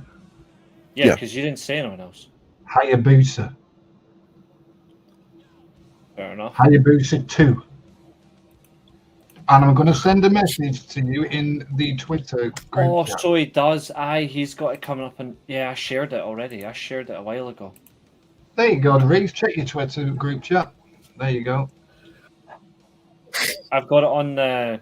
I shared it on the community tab. Fuck's sake! How did I forget? So it will be Hayabusa versus Kaito Kiyomiya. Yeah, Coming, which I can't fucking wait for. yeah. I shared it on the community tab when they announced it.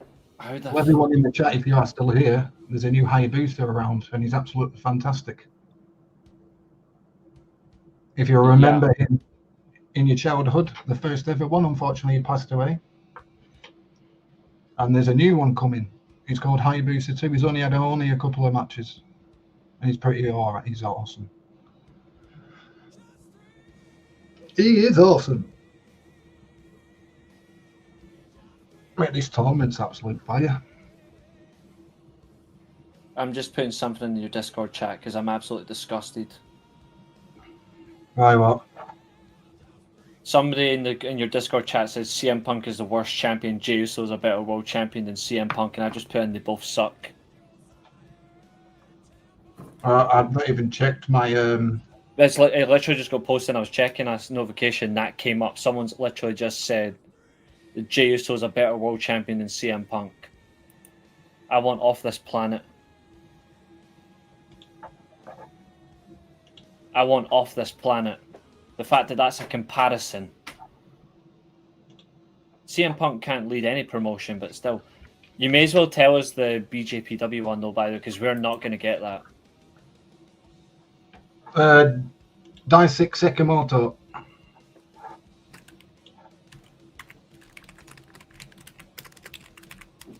Alright, who's your final four? That's going to be a hard one. I'm going to assume one of them is Yuki Yoshioka. No. No, okay. Wait, where the hell did... That's the person, that's the PJPW guy if you've typed him in. Yeah, I just didn't get the right spelling. Just didn't get the right spelling. Oh, wait, actually, yeah, there's only one letter off. That's not so bad. Look at that for a tournament. Would you watch? Yeah, I'd give it a watch. What about you, chat? Would you watch this tournament? Absolute fire tournament, this. Right, so my finals will be. Arn's guessed your final is Nakajima versus Tsuji. Nakajima versus who? Nakajima versus Tsuji, he's guessing is your final.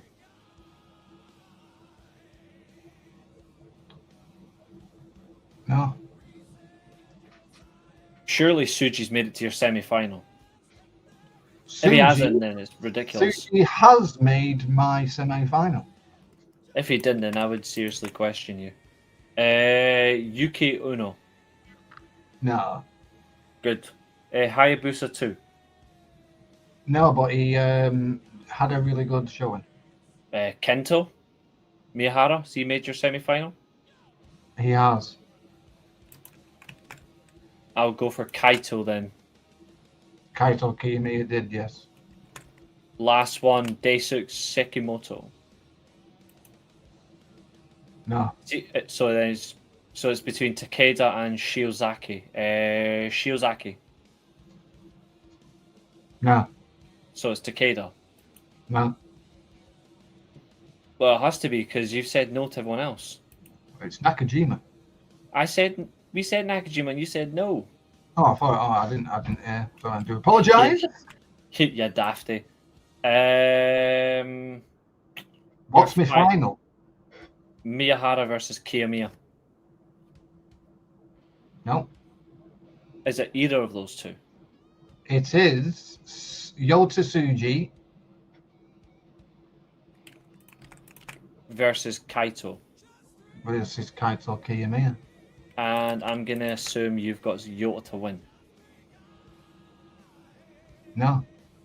You went for the N1 serial winner. You've got Kaito to win. Kiyomiya wins. Yeah. Nice. So we've got 2 Noah winners, 1 New Japan winner. So I've got Osawa. What do you think about my tournament overall? Do you think it's fire? Arn says, Kaito I can never buy. How come? Out of curiosity, I think Kaito's a brilliant wrestler, and I like. So in mine, matches that you could actually watch Nakajima Go Shiozaki history. I Hayabusa mean, Kaito Kiyomiya, I just like that match because it's coming up soon.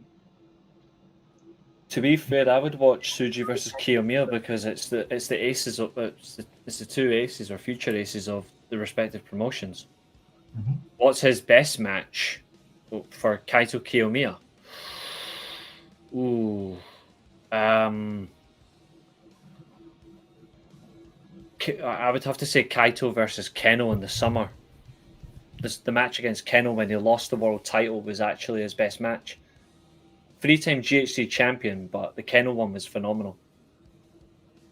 The Yeah. match on my little G1, the match I would actually go watch myself is probably Nakajima Go Shiozaki.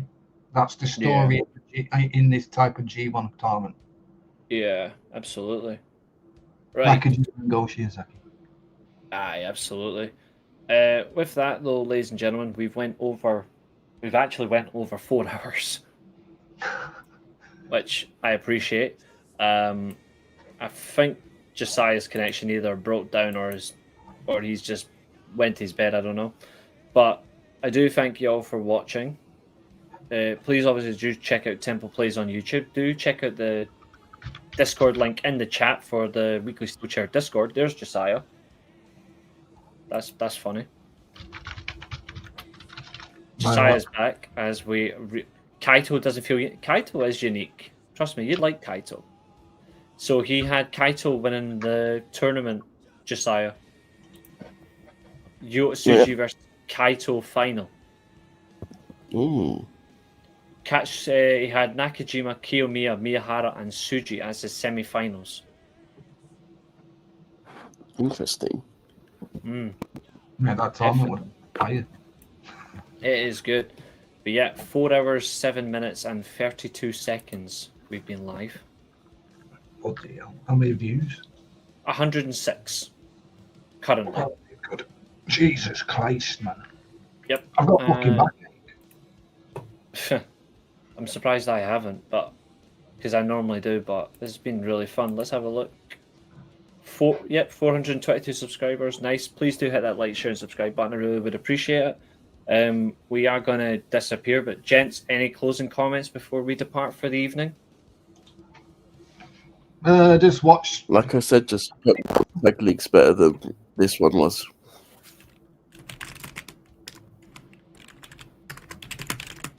Absolutely. My message is get into Japanese wrestling, you won't be disappointed. And if you don't like a promotion, don't watch it. Let somebody else watch it.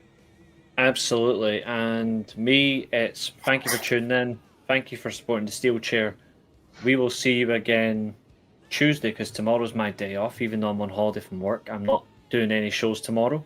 But we'll be back on Tuesday. So goodbye, so long, and enjoy your evening. Au revoir. Bye. And today, our time comes to an end. This has been another exciting stream. Thank you very much for watching. And also, remember, if you get cracked over the head with a steel chair, you're not going to get concussion. You're just going to come back here. Goodbye.